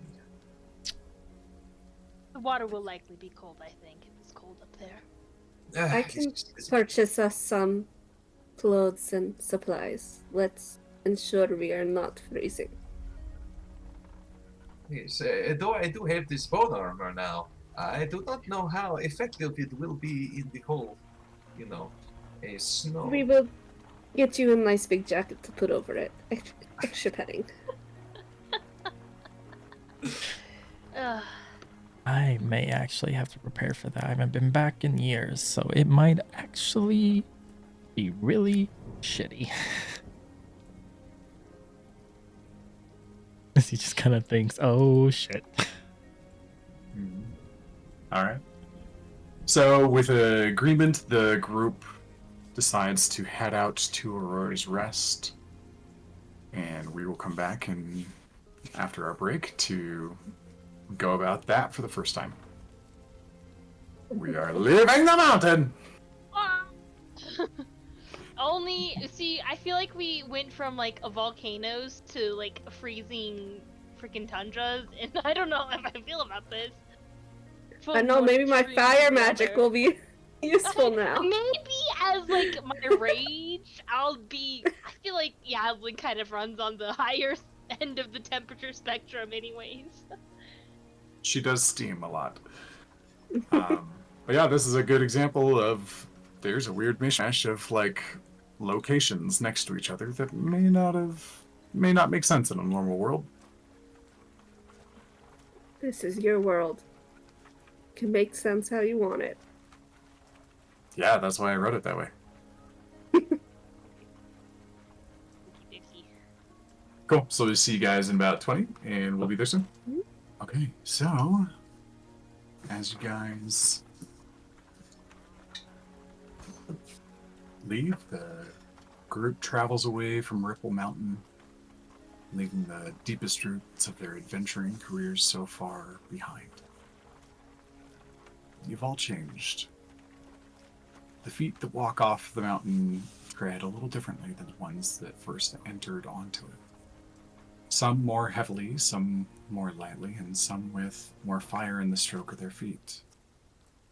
The fire feeds new goals and new voids alike. As you travel down, the first few days are easy. Things are largely undisturbed. There's a few skirmishes from local wildlife, monsters, occasional small graft or so, and a couple of attempts at banditry. All in all, pretty peaceful. Nothing that really forces any of you to break much of a sweat. On the second attempt of bandits, a couple of them get away, and they stop pursuing after that. A few of them may be spreading the word that if they desire to live, you are not to be bothered.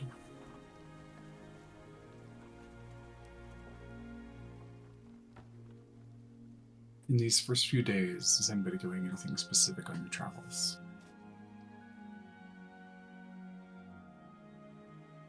I hope we got stuff for the cold in that time. Yeah, how It's much would it have not- cost me to buy stuff for everyone?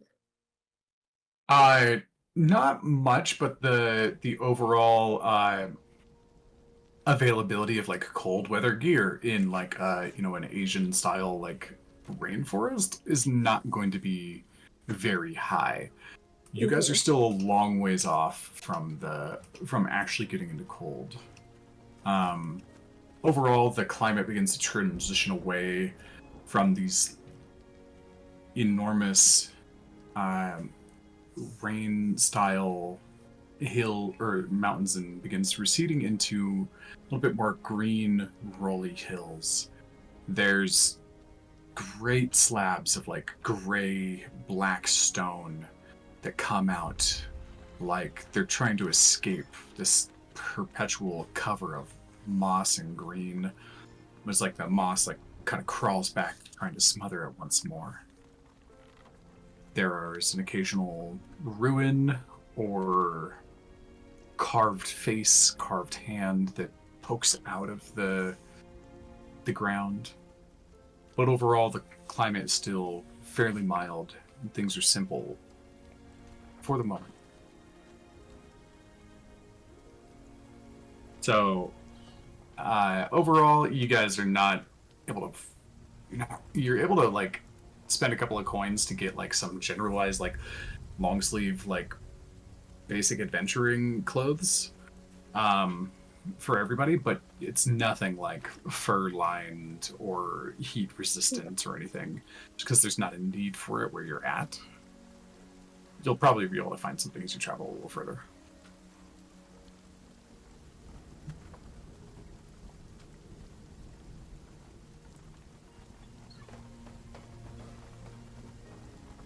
I'm going to use these couple days to continue working on the potions.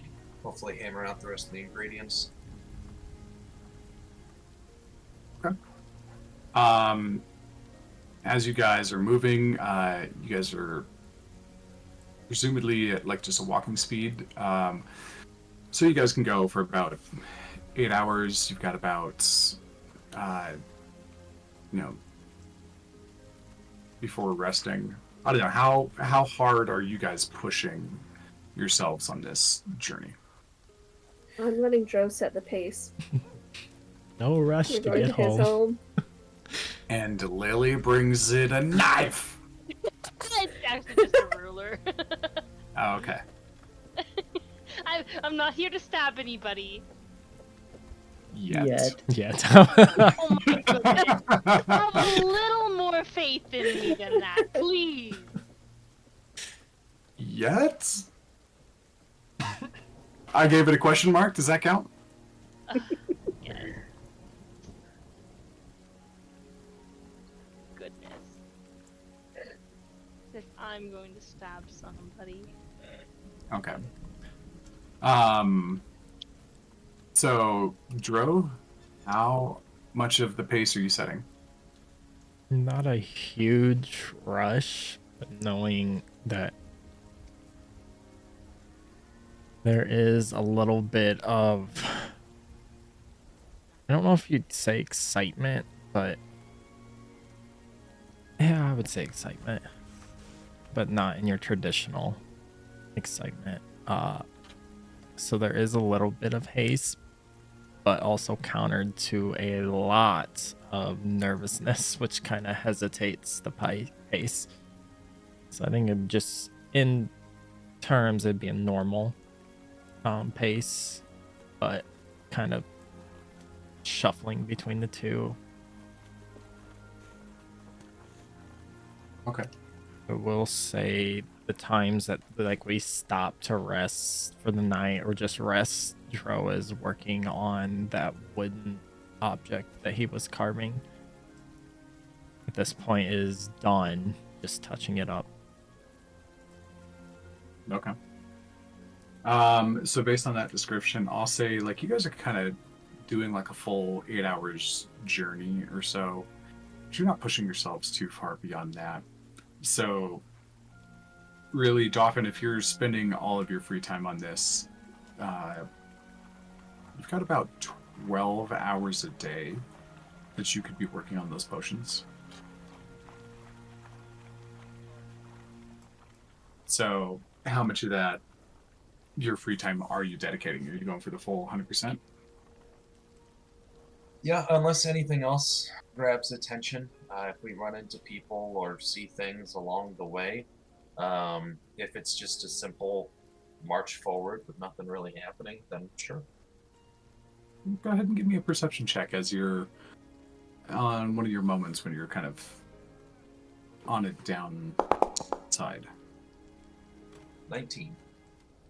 19. Good call. So on this like kind of vast mossy blanket that seems to cover everything. First of all, there's like an almost juiciness to the entire space that even like there are places where you have like rocks and whatever. You step on a rock and it almost always just kind of like squidges down a couple of millimeters. The ground here is very moist. So as you're like walking along, you know, there are definitely places where they're like you sink down into your about ankle with like mud and just kind of squelches a little bit. It's not difficult, it's just kind of tiresome after a while. But the space around you is generally very beautiful. Dauphin, with a 19 and your predilections to nature, you do see a couple of peculiar things. There are like some interesting plant life here. And little tiny critters. But what you primarily see are... Oh, where'd they go?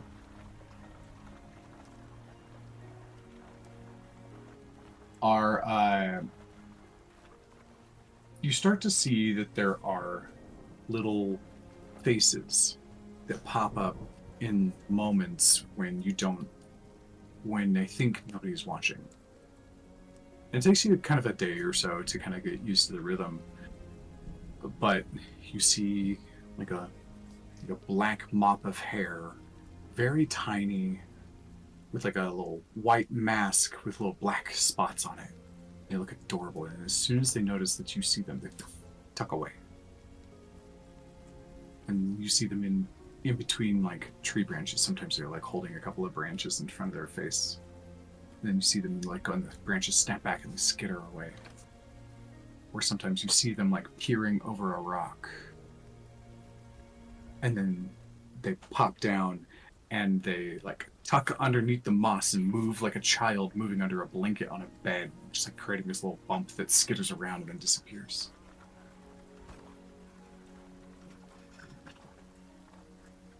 As I notice them, I will turn to the rest of the party and just go, as you look around in nature, do notice that we are not alone.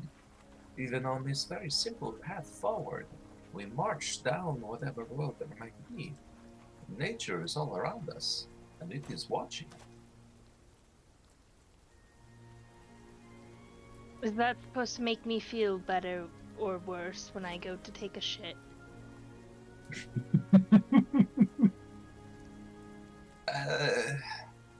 I suppose it depends on your relationship with nature. I think it's fairly decent. I think I'll feel okay. I'm certain the plants will, or the grass, or the trees, or wherever it is you go.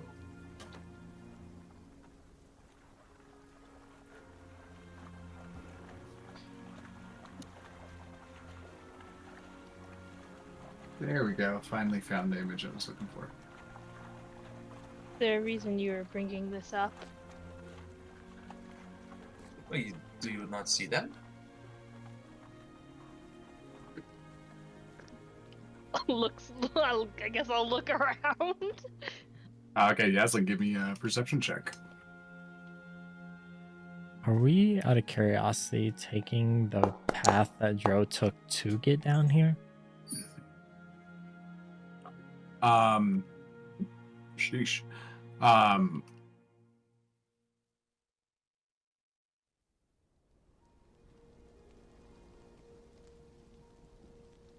Dro, you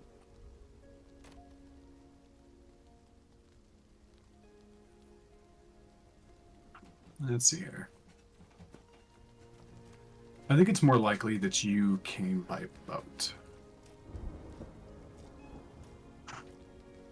You kind of had a direction and a missive, and you would have had some pay for some passage.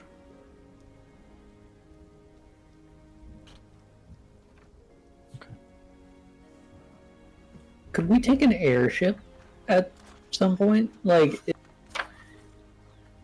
if there was a way to travel that wasn't walking, that would be the way that Seamus would probably prefer to travel. So he would seek that out. If it's not available, that's totally cool, but I definitely would not be looking to, like, walk from everywhere to everywhere else. Oh yeah, I totally get you. Airships are not really the thing in Ripple Downs, but that is definitely something that can be thrown in at some point, I'm sure. On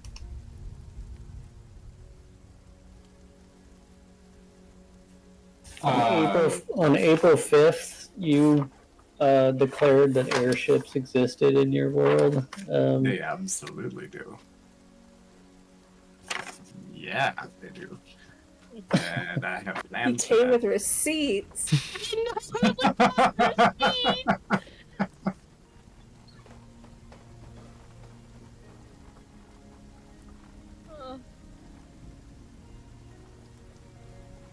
Someone's going flying off an airship. I can already see it.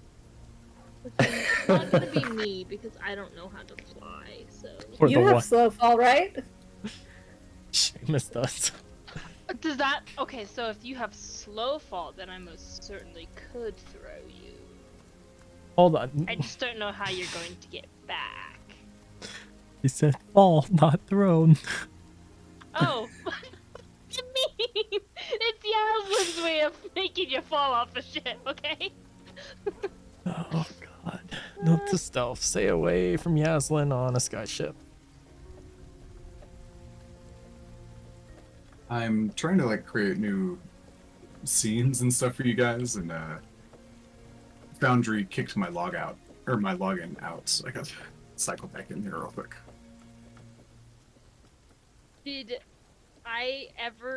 Was I ever able to catch a glimpse of Dro Oh, while he was fiddling around with those?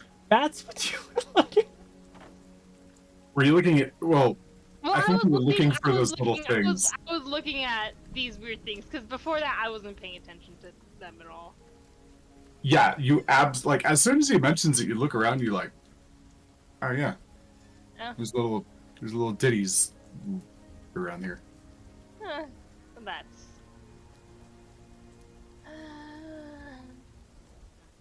They don't look dangerous by any means, right? Based on Yaslin's logic of they're like 3 inches tall and she's These bigger things than are them. harmless. Couldn't hurt a flea. Would eat them for breakfast. Would be good protein. If they're made of meat. Imagine the gains I could get off of these. I could get serious gains. Based on nothing except for they're small and alive. No nutritional backing science whatsoever here. Oh my god.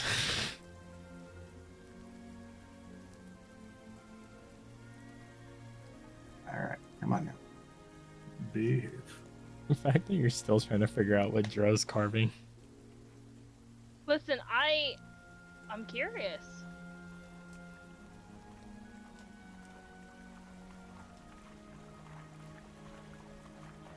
I will note when he does that, he would be away from people. Not Okay. far, but more It's just Dro having his Dro time. more just peace and quiet, especially now with Gaines with us. Maybe he'll ask Gaines, but How's Dro's that like- going? Yeah, how's that going with like Is Gaines? he still alive?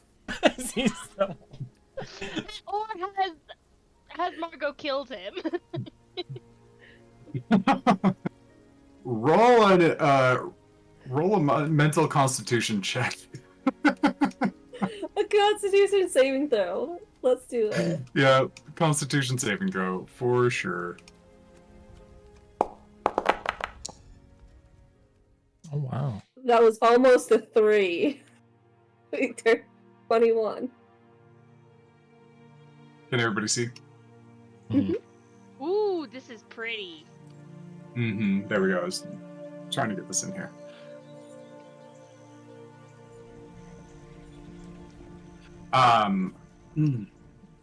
So yeah, the whole time you guys are going,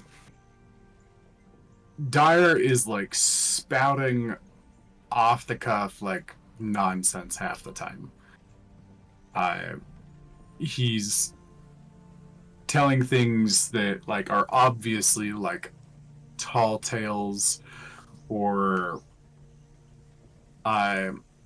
he's just like bantering and whatnot. Every night that you guys rest, he like puts on a bit of a performance, and he carries no lute, no drums, no pipes with him. He simply uses his voice, and he very much so identifies himself as a actor.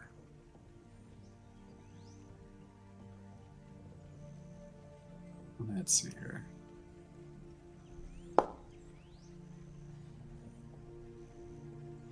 So, Jesus. and he's good. You know, for all of the pain in the neck that this guy is, he's like the annoying little brother that actually happens to be really good at like putting on a show. And he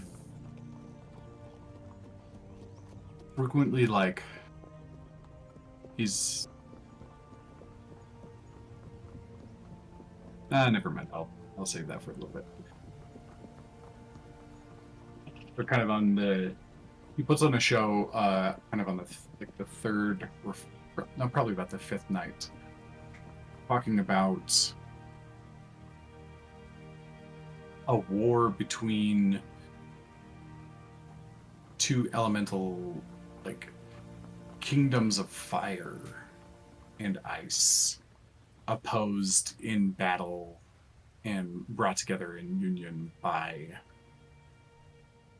true love. And the resulting marriage becomes a treaty of peace between the two of them. And their children become that of water, kind of halfway between the fire and the ice. And several of them retreat down into the depths below, waiting for a day where they have enough people who want to live with them to form a nation, a place specifically designed for those that don't breathe in the air. They want to be a part of something grander. The world of land is far more limited than the world of the sea.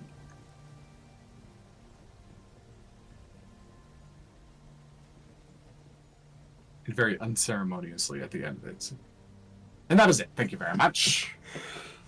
After giving this like emotional, like rousing speech, she just like plops down. Oh, I'm gonna roll to see who he picks.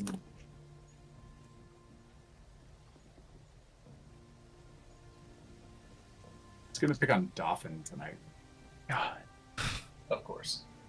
Thank God. Well, does that particular tale ring any bones in your body? People of the water. You know, folks who don't see the world in the same way. They're able to see past the guise of differences and hatred.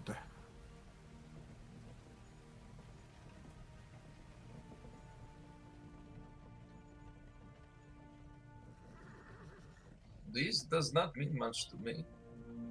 I've read this story before. You tell it in a much more interesting way than it was written, but the whole the story of true love conquers all, I do not believe it. It is fanciful. Well, of course it's fanciful. That's the point. It's supposed to stir the insides, make you twinge with feeling. Interesting.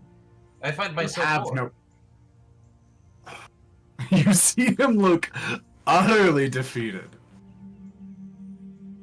You have no insights, then. To a story such as this, there is not much to learn from it. It is simply just, as you said, a tall tale. It is fanciful, does not teach us anything besides, it would be nice if something good like this could happen at some point. If good can even be considered of this, I mean, think of it. Sure, they got together and they created water, but even then, it's like their cultures and their people and all of that. Just two people went against everything and created something new.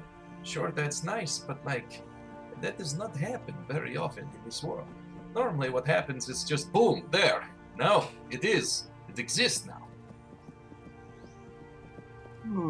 Well, certainly, to a certain extent. There is plenty that is broken off from its original splinter of whatever was dragged into this cesspool of a planet of ours.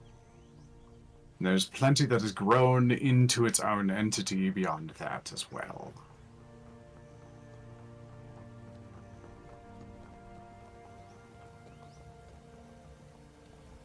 But alas. Can anybody else explain to him? I think I've run out of ideas at this point, but you've been dealing with him longer than I have. What are we explaining to him? Love! True love! The joys and power of emotion. It does Yes. not exist. Oh, Gag that's me kinda with a sad. puffer fish. Oh my god. He looks around all of you. No one gets married for love. You get married for political advancement, securing your family's position. That's what you get married for. It's about would people- business dealings. Why Margo, waste you're your time with disturbing the marriage? dog with this nonsense. I'm disturbing myself, but it's Margot. Just I say lean this down. looking at my 50 romance books on the wall. Okay, apparently it's that time, guys. Show off the fuzzers. Well, several of you have already shown them off. Yeah. There's been a cat. You're that turning has my been seat, obsessed bud. with my freaking desk for goodness knows how long. Mm-hmm. My doggo is sleeping. He's here. I just bashed your head on the desk. Einstein in the back. My dad, play with me too. Hi, Archimedes. Good boy. The fuzziers demand their screen time.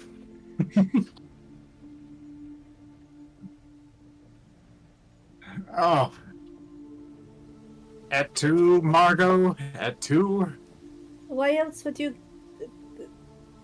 What good is this abstract ideal of love? Love is not real. It is an emotional reaction that exists for a little while. But what is real is power and placement. Even that can be doubled. Then why do all the stories talk about love instead of power? Nobody sings a ballad about power. I don't know. I've never read stories such as this. I've never seen plays like this thing you put on every night before, so. There is something called a power ballad? That is a song. Inspiration to Noah, because that was awesome. Power ballad. Seamus, any help?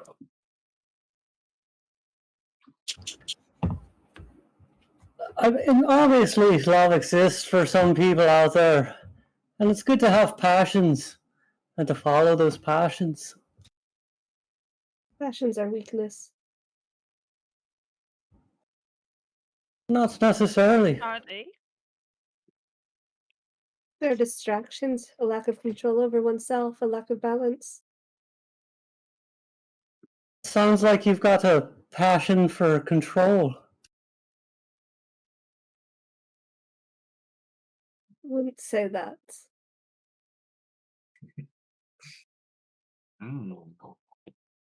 Bro, you're being awfully quiet.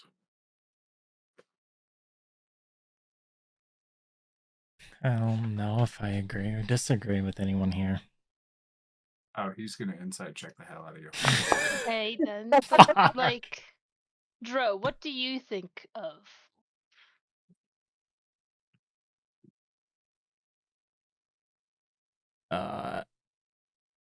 He's lying.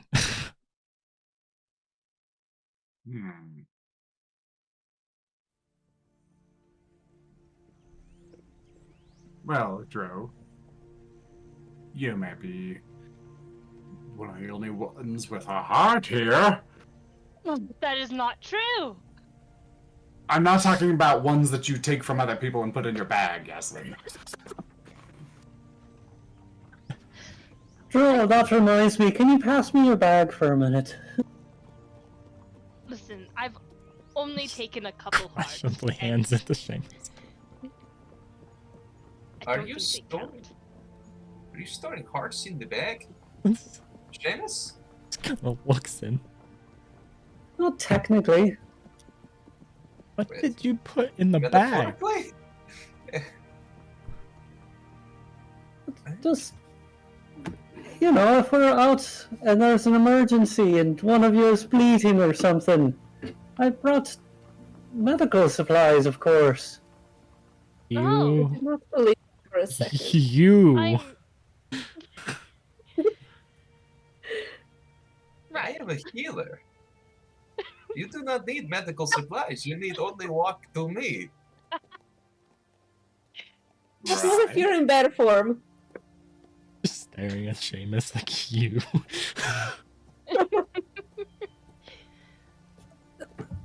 Literally trying to draw attention away from the whole conversation that Dyer asked him at this point. About love. Uh-huh.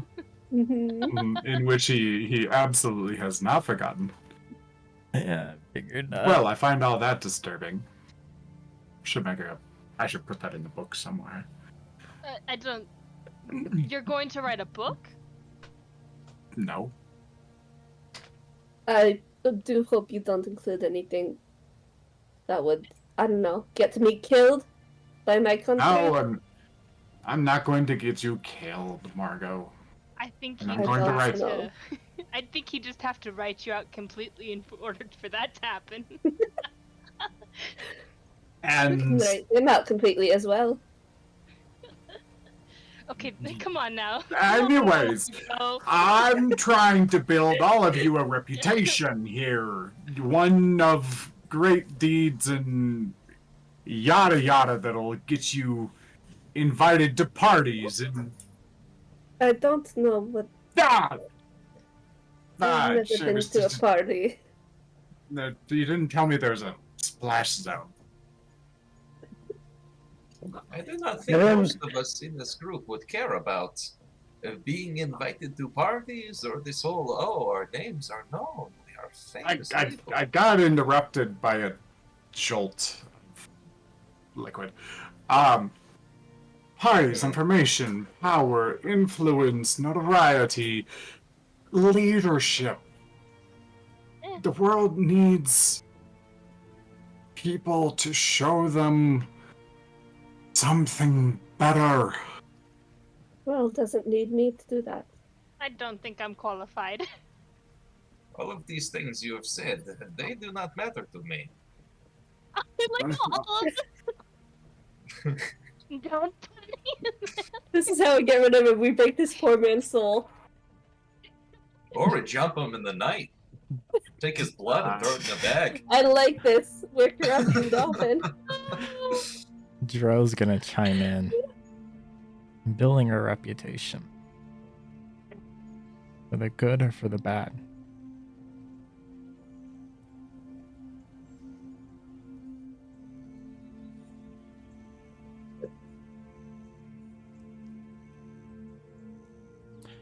Or better yet, would that reputation you're building counteract one that currently exists?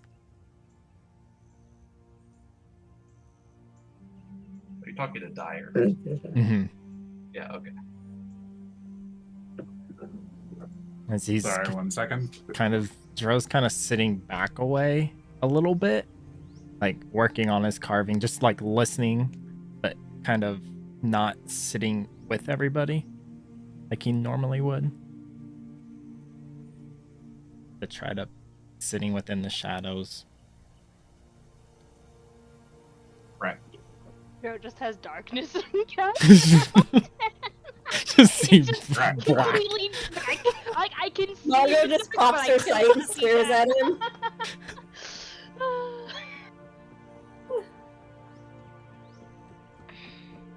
Right. Perhaps I'm going about this the wrong way.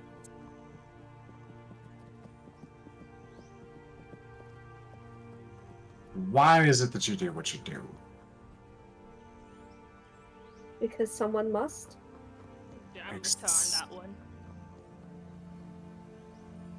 Is there any dissent on that answer? I think that we all have our own selfish reasons for doing what we do, but I seek knowledge. I do it for the sake of learning more and as of last night, for the sake of protecting people.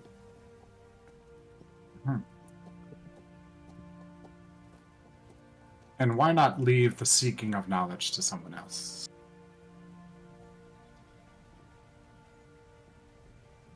There are many who seek it, and I do not believe that I am the only one. To seek this knowledge is just simply something that I do. It is the only thing that has interested me. So many other things I've not fit in well with. And so, when I started learning and seeking to learn, I found that I was a far more capable person. You have an aptitude for it sounds like.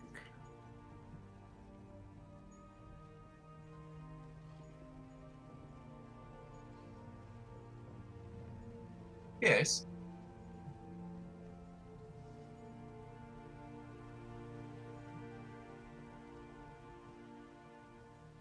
Because someone must. Because you have Mhm. aptitude and desire to do so.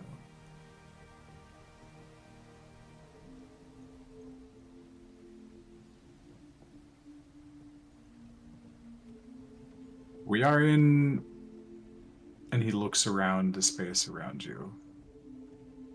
We are currently in a relatively safe part of the world. I'm sure there are dangers here that we are not aware of. Perhaps we'll find some, perhaps we'll luck out and bypass them. However, the mountain and this endless sheet of moss,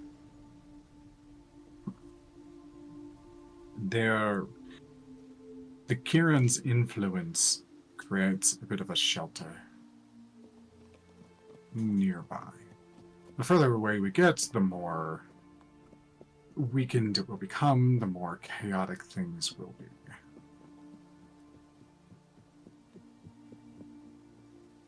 There is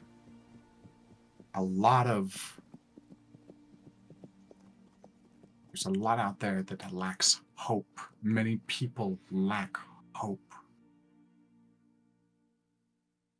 What I wish to do is exemplify all of you in exactly the way you are, highlighting your strengths, exaggerating your weaknesses, and you've all got plenty, don't worry about it. You'll be fine.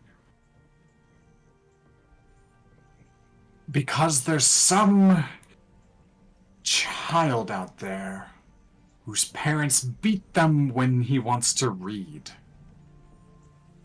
He wants to know a story about a young sea elf who traveled the world seeking knowledge. And there's an orphan who wants nothing more to fight back against someone who's being cruel to them, but they don't have the willpower yet. There's someone who's standing up against something incorrect that they feel needs to be righted. There's someone who wants to express themselves in 1,000 different ways, but they can't do it. And they need someone to tell them that it's okay to do it. That is what I will do. That is what you will represent to those that need hope. So, Dro, to answer your question, I don't aim to change much of anything. But by being with you, I hope to gather your essence so I can present it to those and how fantastic you all already are to the world.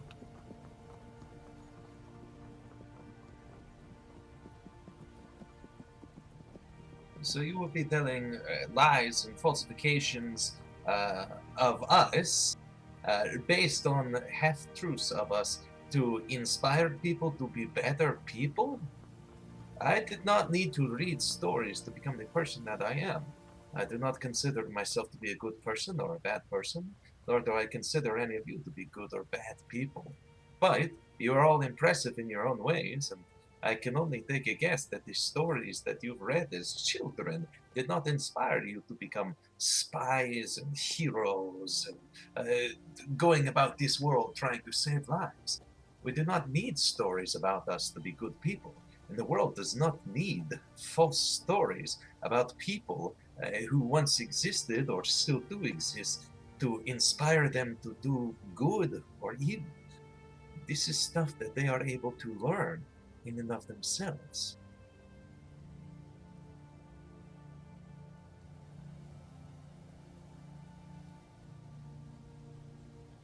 There's this kind of like almost like pained disappointment in Dyer's face.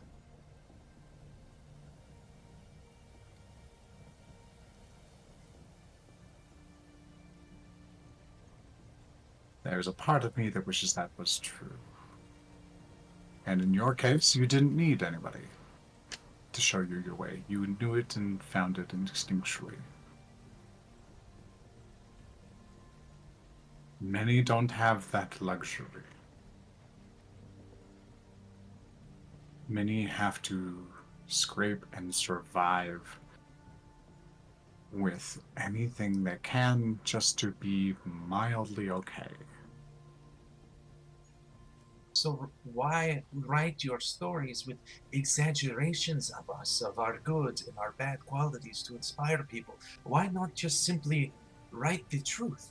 Because these stories that are told, they do not teach anybody anything. It gives them false hope on things that can never happen. But if you write the truth on what actually happens, us at our worst parts, us at our best parts, no exaggerations, these people can read and they can learn. That is the point of knowledge. That is the point of stories. They should not be No. falsified. Stories and knowledge are different. Point you make is valid.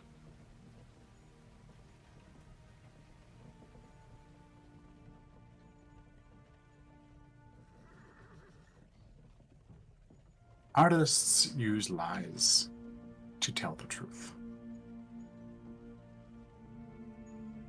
while politicians use lies to cover the truth up. True statement there. Lies can be beautiful. Lies can change hearts and minds when they are done properly.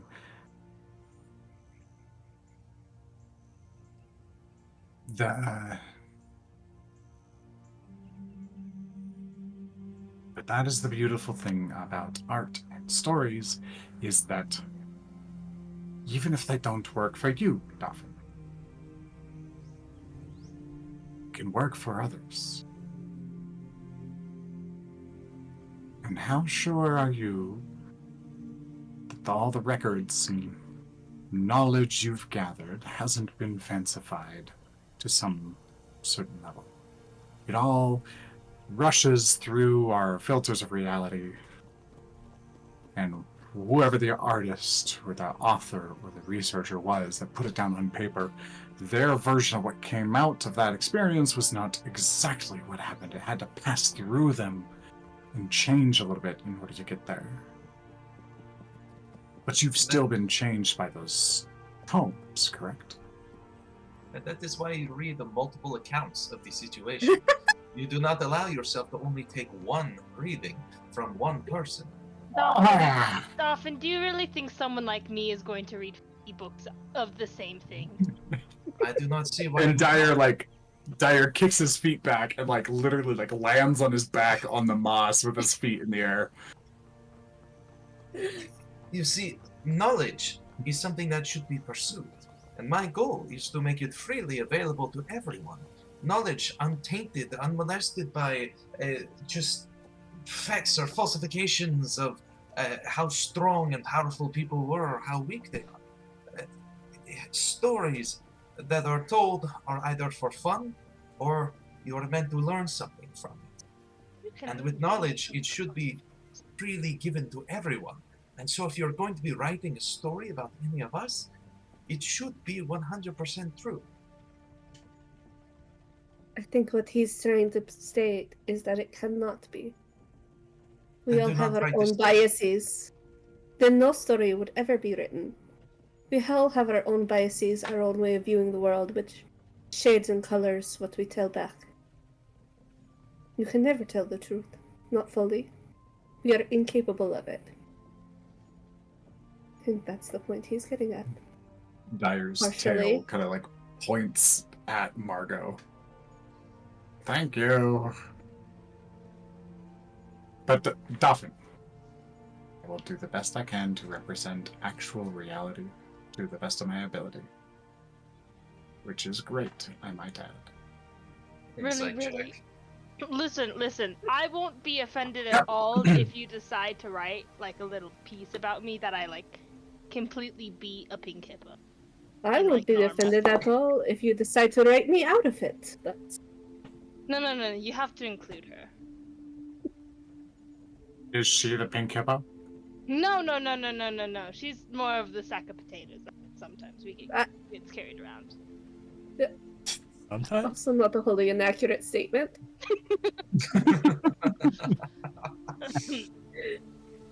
I'm hungry. Sorry for all the food references. Yes, the hippo Right. might be considered food for me. Don't question. Oh, yeah, Yaslin's carried me around several times. For And, You are convenience sake.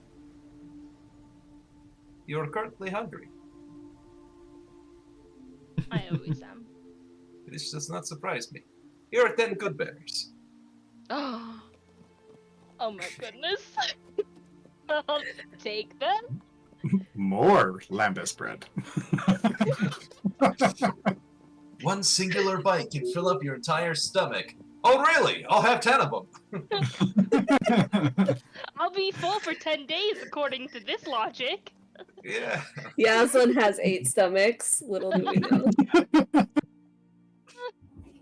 Well, she's got a chimera in her. Now. She might have 4 extras. I mean, she has 4 extra heads inside of herself. Mm-hmm. She has a higher metabolism. Things burn quicker.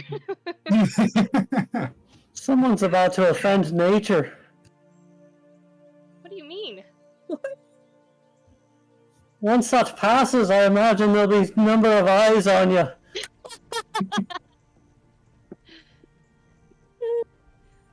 Oh my goodness. All I can think of is that if a bear shits in the woods, will you know about it? Well, apparently there's little buzzheads, Will. Yeah. You're a great storyteller in theory, right? You hear all these stories from around the world. Sure. Have you heard of Vadaya? Hmm.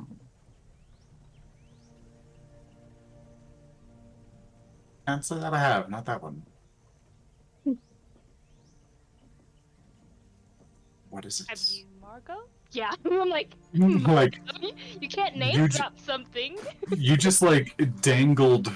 It's like you just basically the intensity that you get in like. It's like if you dangled like a raw steak in front of Yaslin's face.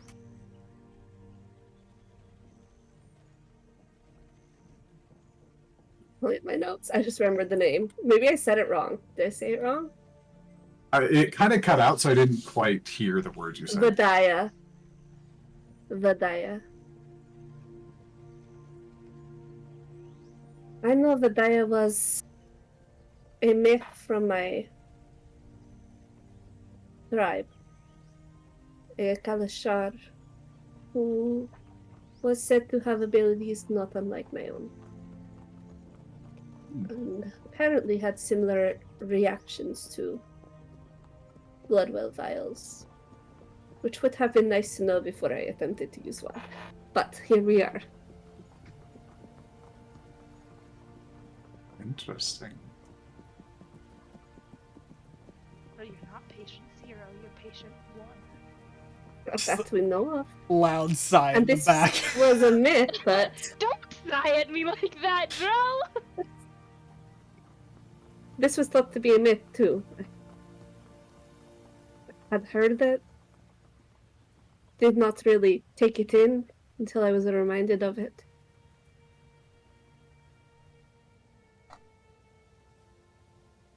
No. But if anybody can find some more of that story, it'd be me. Out here in the wilderness with us? Definitely. Let me ask the rocks. Mm-hmm. No, when I find someplace to study. I don't think it's that big of a deal. I just thought you might have heard of the myth. It's likely Oh, just a you've- local wives' tale. You've planted a seed that must be reaped at some point. That I is shall concerning. find it. If it's information, I'll tell you right now, Aurora's Rest is a good place to start. People love to talk. You get a few drinks in them, they really love to talk. This is the same And true for to you, Dro. pad. Look at, excuse me? I'm just curious. You Well, it really- makes sense based on where he's from. Yeah, I just thought maybe, because you're from there, maybe, a couple drinks and you might loosen that tongue too. You realize I don't drink a ton. Yeah. I could probably make us some wine if you'd like to try. I'm able I to. feel like Yes, alcohol please. would have little effect on him and Yasmin. I'll drink it all. Does not surprise me. I It don't shouldn't. think I would do well. One's constitution should be trained against the effects of alcohol if one is supposed Hey, I to have a +5 on my gain- constitution. I think I would do excellent. Yeah, I'm like, I think I did pretty well. I think get my liquor. And then you roll a nat 1 and you're like, well, never mind. Right? Drunk off the bat. One and done. I'm sure Margot would appreciate this, the ability to drink consistently without feeling too many of the effects of alcohol in order to convince others that you are drunk and they won't bother filtering themselves quite so much around you. This is true. You'd also be surprised how much a little bit of alcohol can mess with people's senses and then just popping in the head. People often mistake you for their consciousness when they're unawares. My, how useful that must be. I think that is attempted murder. Unbelievable. Yeah, I'm not popping their What? heads. I am speaking within their heads. It's not attempted murder. Oh, you're popping into their. Into their heads. Oh, yeah. Oh! I'm just popping heads left and right as I go down the bar. I don't get synaptic static until level 12. That's when I'll start popping heads. Have a drink, psychic lance! God, I thought you were going around with like a hammer or something. It's like, all right, have a beer on me, and then you smash them and then they're gone. Swing, bada bada bada. Whoa, there we go. Mhm. She's coming in like the angel and devil on your shoulder. Oh gosh, I already got like 4 of those. I don't need any more.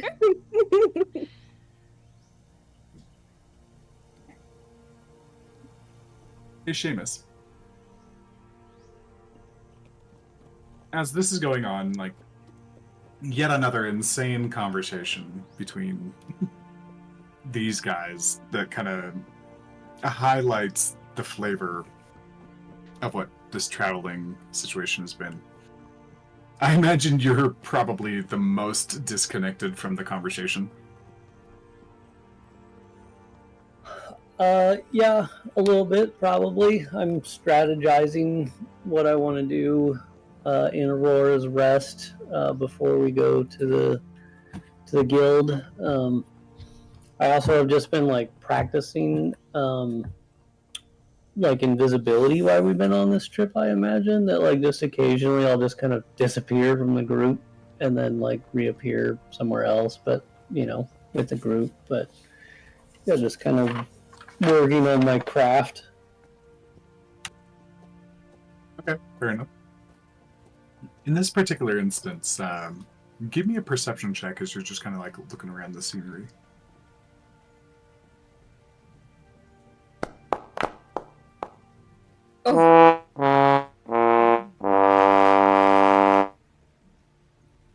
At one point, you mess up your invisibility, which is just a refraction of light, and you blind yourself.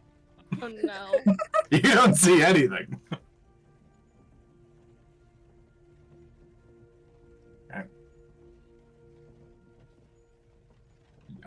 Anybody else doing anything specifically as you continue on your travels? I think. I think it. Oh, go What? ahead. Go ahead. All right. Well, at some point, I do mosey on over to Drow because he's in his little, I don't know, sulky corner. I give him a little poke. Drow. Yes. I'm curious, before the conversation derailed, what is your view on love?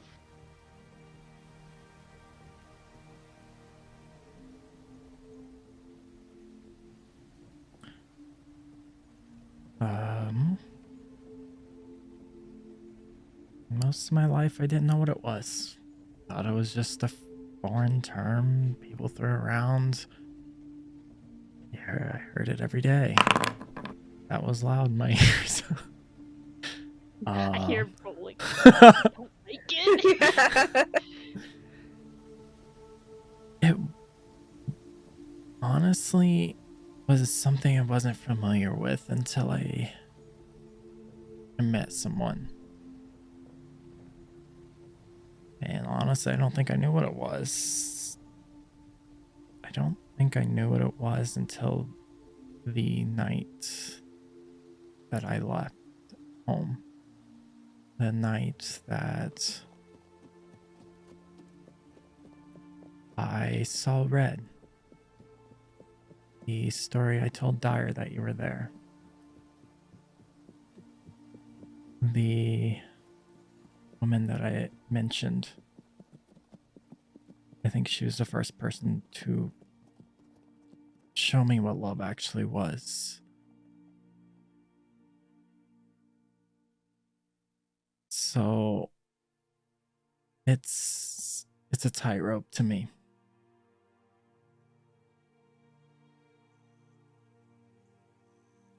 It's got its ups and its downs, I guess. But I think learning it later in life and actually now realizing, you can tell he's recalling memories, is nice.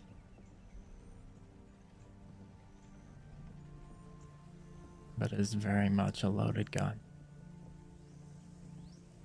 And is blinding. You do really stupid things with it. Yeah. You make rash decisions. You put your life on the line. And think about someone else before yourself.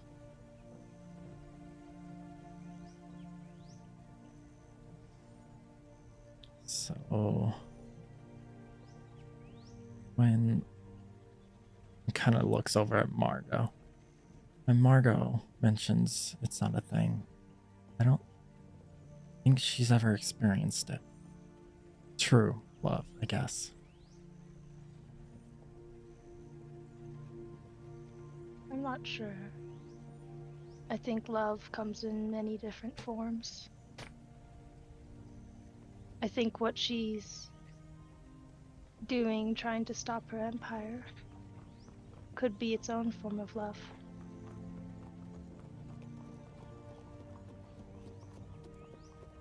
I don't think she realizes that. Maybe not.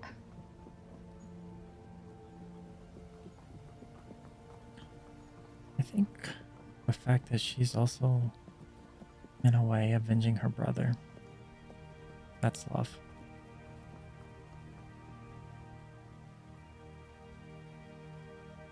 Someone close to you. I've been there. Watching him die. I think that's when you realize what it is to love someone.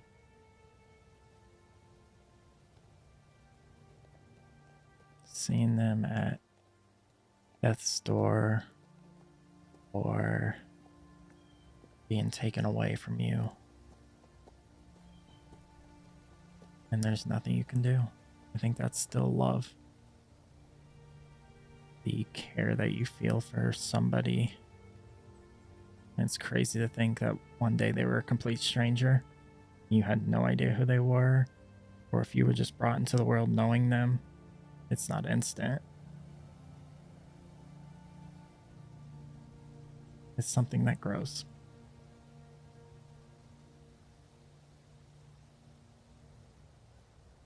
And he'll look over towards Seamus. I know he didn't answer. But I think it's safe to assume he loved Nora. Watching him with what I could when Nora left, I think, at least from what we know of him, I felt like that was maybe a part of him that left. I know he wants what's best for her, and I know maybe this is me, but I feel like if he had the chance to find her and help her, he would. Looks over at Leo. That one's pretty self-explanatory. He literally carries around creatures with him. And he cares for them. Looks over at Dolphin. I don't know. You think he's a tricky one? Knowledge? Definitely. I was like, Books? definitely knowledge. Books, reading. But I also think, you know, he's really attuned to nature. That's That kind of might be weird. something. Not gonna lie. It's not actually as weird as you think it is, but okay. Didn't you guys try to convince him to get an army of squirrels? It was a hypothetical. Was it though? I mean, okay, maybe it was a true and honest suggestion to get an army of squirrels, but there is power in numbers. That's fair. He also really cares about the ocean. His home. Look over at Dyer. He likes to talk. But if he really means what he says, I think that he really does understand what love is, and not just from a perspective of performing. I think he speaks from experience.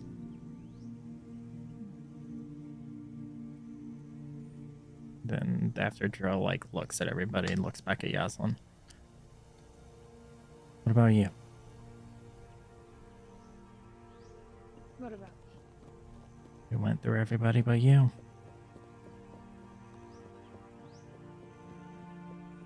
Love is a complicated thing. I know for sure that I believe in it.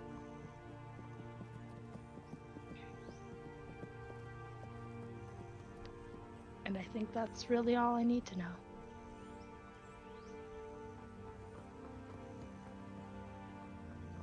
He'll just kind of sit back. And the carving is in his hand. Wait! Wait, I'm gonna just my eyes slowly! He's not hiding it. Oh shit. I'll definitely just take a peek. Is what you've been working on? Yeah. You know, with recent events, haven't really had time, but with the amount of traveling, definitely speeds up the time and is a really good way to tone glances over at Dyer. Some people out. I think I did that maybe a day in. Yeah, you're better at it than me. Well, I got used to it. Hmm. Interesting. But what you see in his hand is just this kind of totem like thing. And at the top is a dragon's head. And below that is two figures, similar looking, short hair, backs to each other. One's face covered in markings, while the other's is clear, dressed in familiar attire of the individual holding it. Below that, on the left side, is a wolf's head. On the right side is a crystal-like ball, similar to an item that an individual carries. And then below that, on the left, is a scale, and on the right is a crab. This is like the sweetest fucking thing I've ever seen. I'm looking flabbergasted and speechless.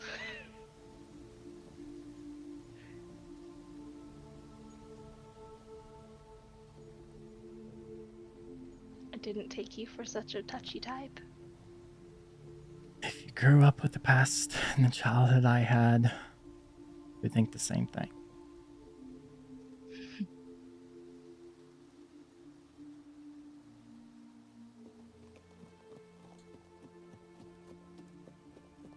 You asked me what love is, and a lot of the conversations that we've had is people talking about their family. That is something I've never had. And he'll look down at the carving. Until recently.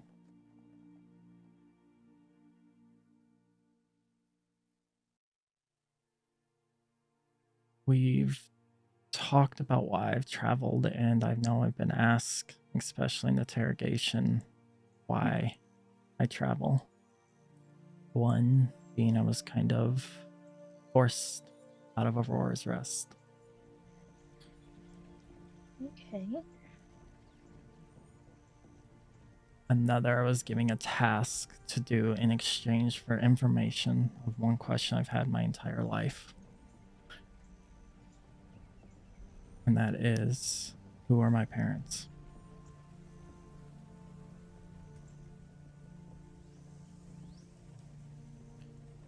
So, I started life without a family.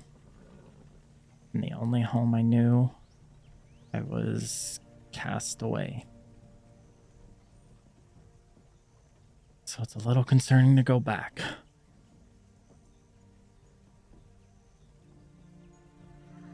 Do you think we're going to have problems entering due to your past history with the place? I don't know. I don't think. It depends. Depends on who we run into.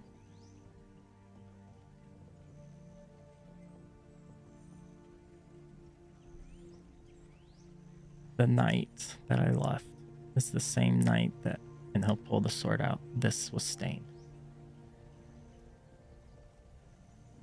It's the same night that I talked about me seeing red and the woman laying in my arms. She belonged to a powerful family. So I was told to run for my safety. That was years ago. So- one I don't know. You are potentially the suspect of the murder of someone of a high position. She wasn't. Her family. Yes. Well known. From what I remember that night, I remember trying to protect her. And the last thing I remember hearing was Echo's voice. And then black. And then that's when I opened my eyes, and her and 4 other bodies laid in front of me.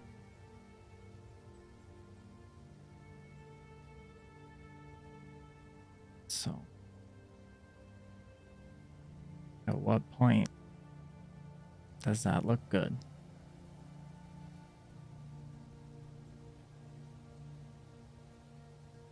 It doesn't look very good, to be frank. It looks very bad for you. And you're still carrying the evidence around with you. But regardless of that all, do you blame yourself for her death?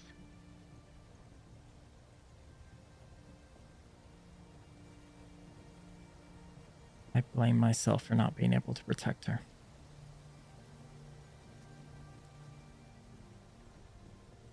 Echo constantly tells me it was him and not me. Well, that's a sticky situation, but that was the first time we learned we could swap, or forcibly swap, and we hadn't done that since until, and he'll look up at you, the instant when we first fought the Fireflower. Um,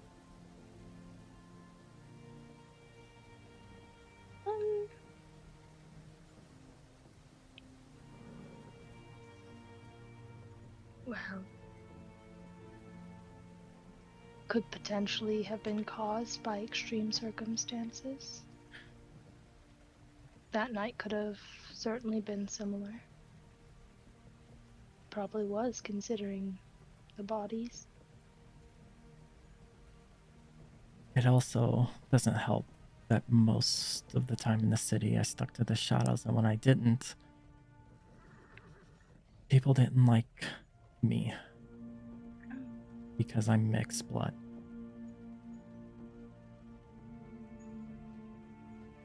So the easiest way out, the monster's the one that killed her.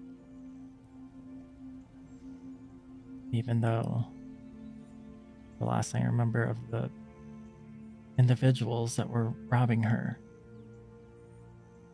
was an emblem that I knew of a well-known family that was not hers. But who's gonna believe a street rat?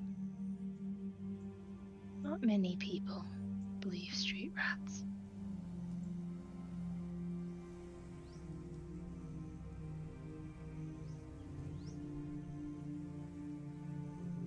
So yeah, it's a little uneasy to go back home. Yeah. And you haven't told anybody else about this? No, you're the one that knows the full story.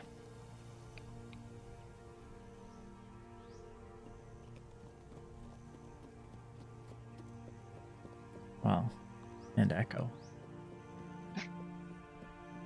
Leka was with you for it all? He was.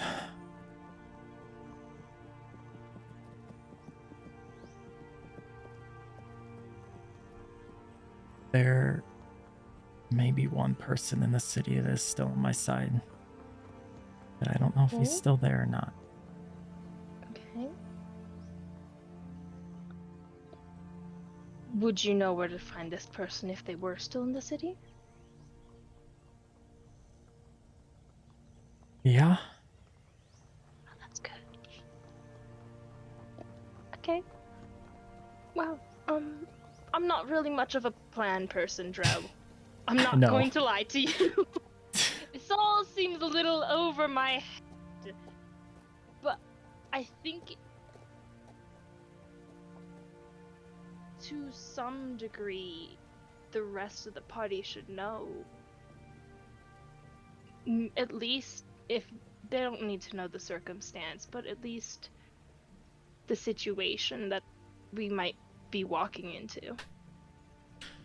Yeah, that was the plan. To at least give them a heads up. And I don't know if going to city dressed different or if Margot or Seamus have some sort of magic that could help with that. And again, it's been years, so I don't know how they'll react. It might just all be water under the bridge. Wouldn't that be nice? There's a part of me. Probably not. Well,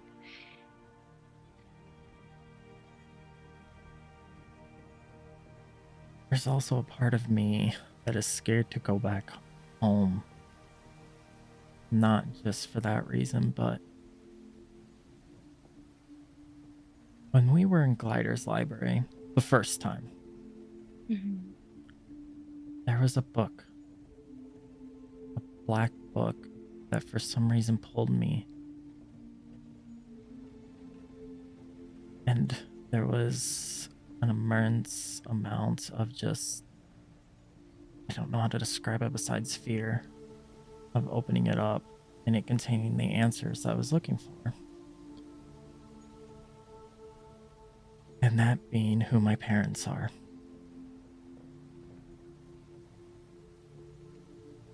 And where they are.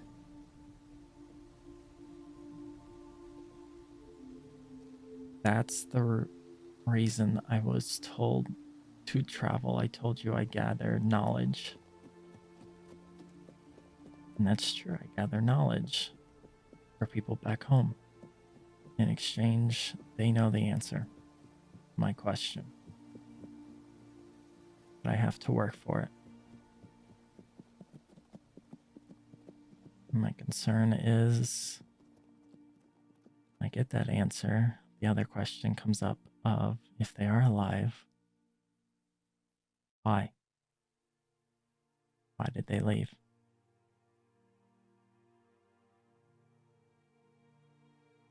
So circling back to that conversation of love, it was a conflicting word for me because who in their right mind would abandon their child? Was it because of death? Was it for his good?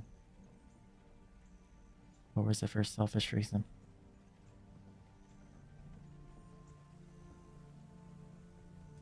honestly, I think only they would know. Yeah, I don't know if there'll ever be a time in my life that I'm ready for that conversation. Maybe not. If they are alive, I don't know how I would react. I know how Echo would. I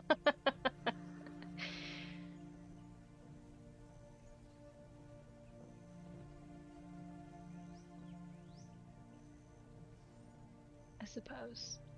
But however small of a reassurance it might be, know that you have my back on your side.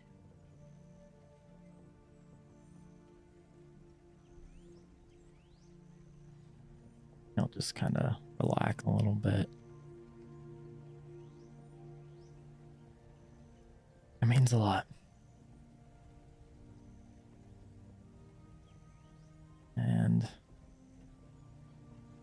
as much as we bicker and fight among ourselves, kind of looking at everyone, and make deals without talking or talking a leg off, or maybe metaphorically throwing a fireball at you. I think she actually did that one, though. I was trying to be nice.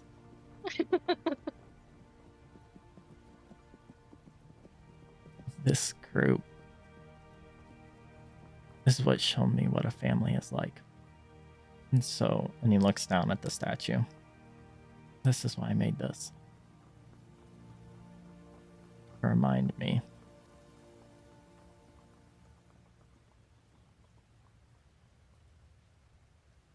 And he'll just kind of set it down in front of him.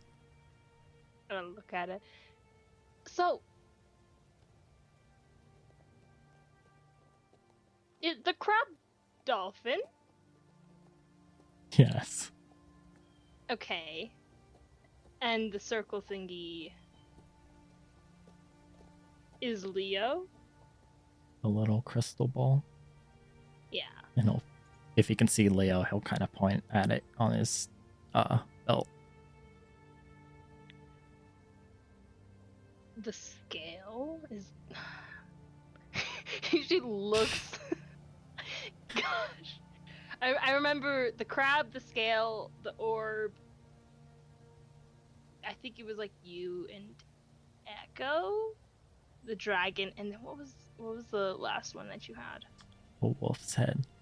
A wolf. Okay, so power of deduction. The wolf has to be Seamus. And so the scale is Margot. Miss Balance over there. Miss Balance over there.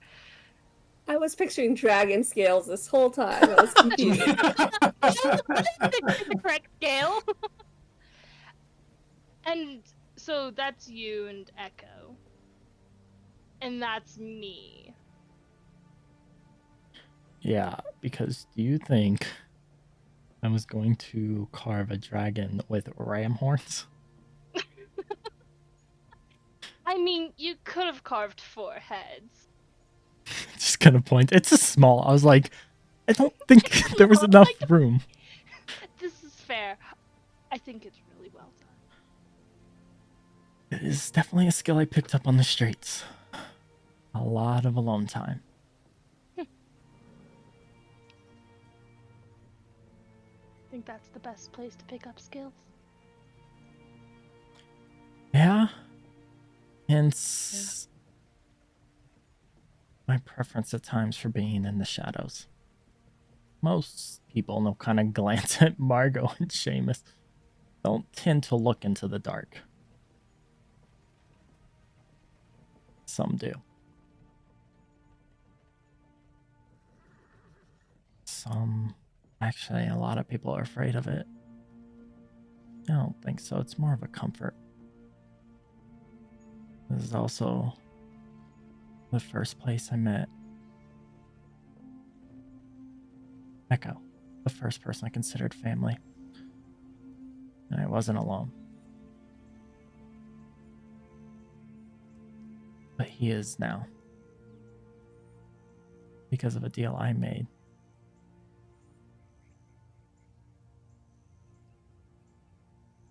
So, this statue is a promise to myself that the individuals on here I will protect. Even if it costs me my life.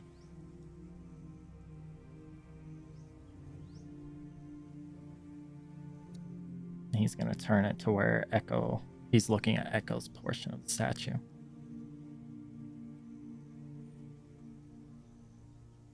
And I have a feeling, just based off what I saw the last fight, he would say the same thing. Which is very rare for him. And if he was here, he would probably smack me, but I think he would protect someone a little more than others.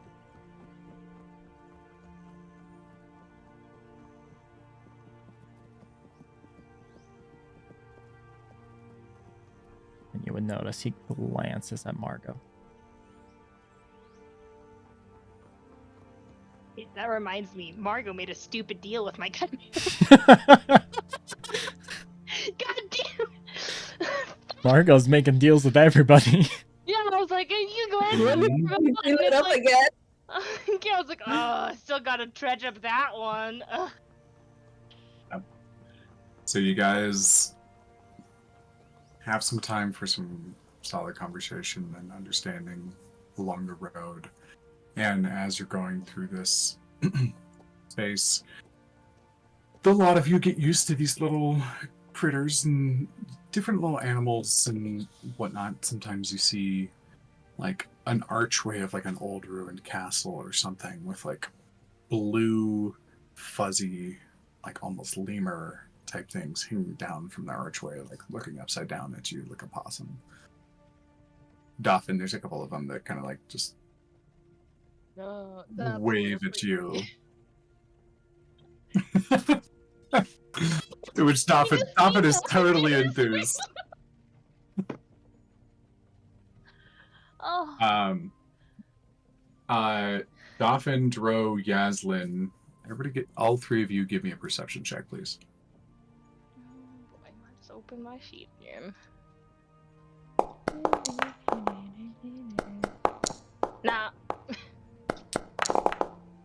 Oh, I think after that conversation, I'm like, shit, do I need to plan shit for when we get through ours?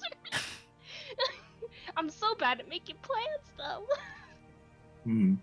Dolphin's the only one that's like outwardly focused lately. The rest of you guys are like intrinsic right now. Dolphin, so as you're going by, there's, like I said, kind of like old statues, buildings that have collapsed, ruins that are around, an occasional like eccentrically like geometric shape that doesn't really feel like a building, but it's still like stone in structure. And as you're passing by one particular one, very clearly, you see like a large set of silver eyes pass through several archways looking at you as you're moving. And you see them, but it's just like, it's almost like you're seeing through a veil, like there's a refraction from them. They're not actually receiving any lights. It's just kind of like emanating from them very gently, almost like a haze. Like you feel like if you were looking at this with less intensity, it would come off like a mirage. Dolphin is going to immediately just stop moving. And he's just going to turn his head to the side and look at the statues. Dolphin? Do you need to go to the bathroom? No, this is something that I do whenever I need to. There's trees all around us. Plus, I'm able to waterbend. Oh my goodness.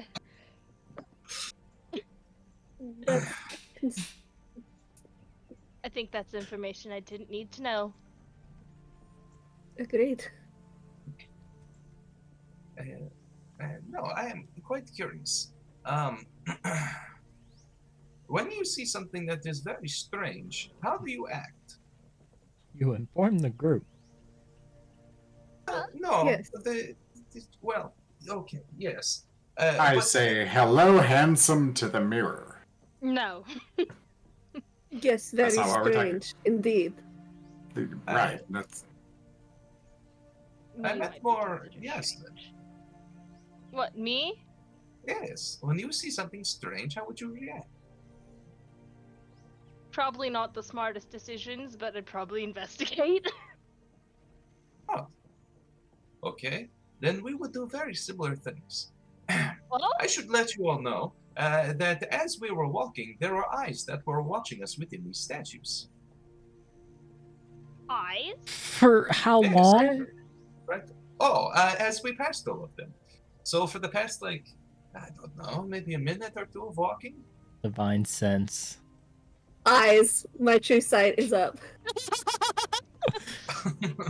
And as you see several different flashes of eyes within the party, that's where we're Joe gonna Margaret. that's where we're gonna end for the night. I feel like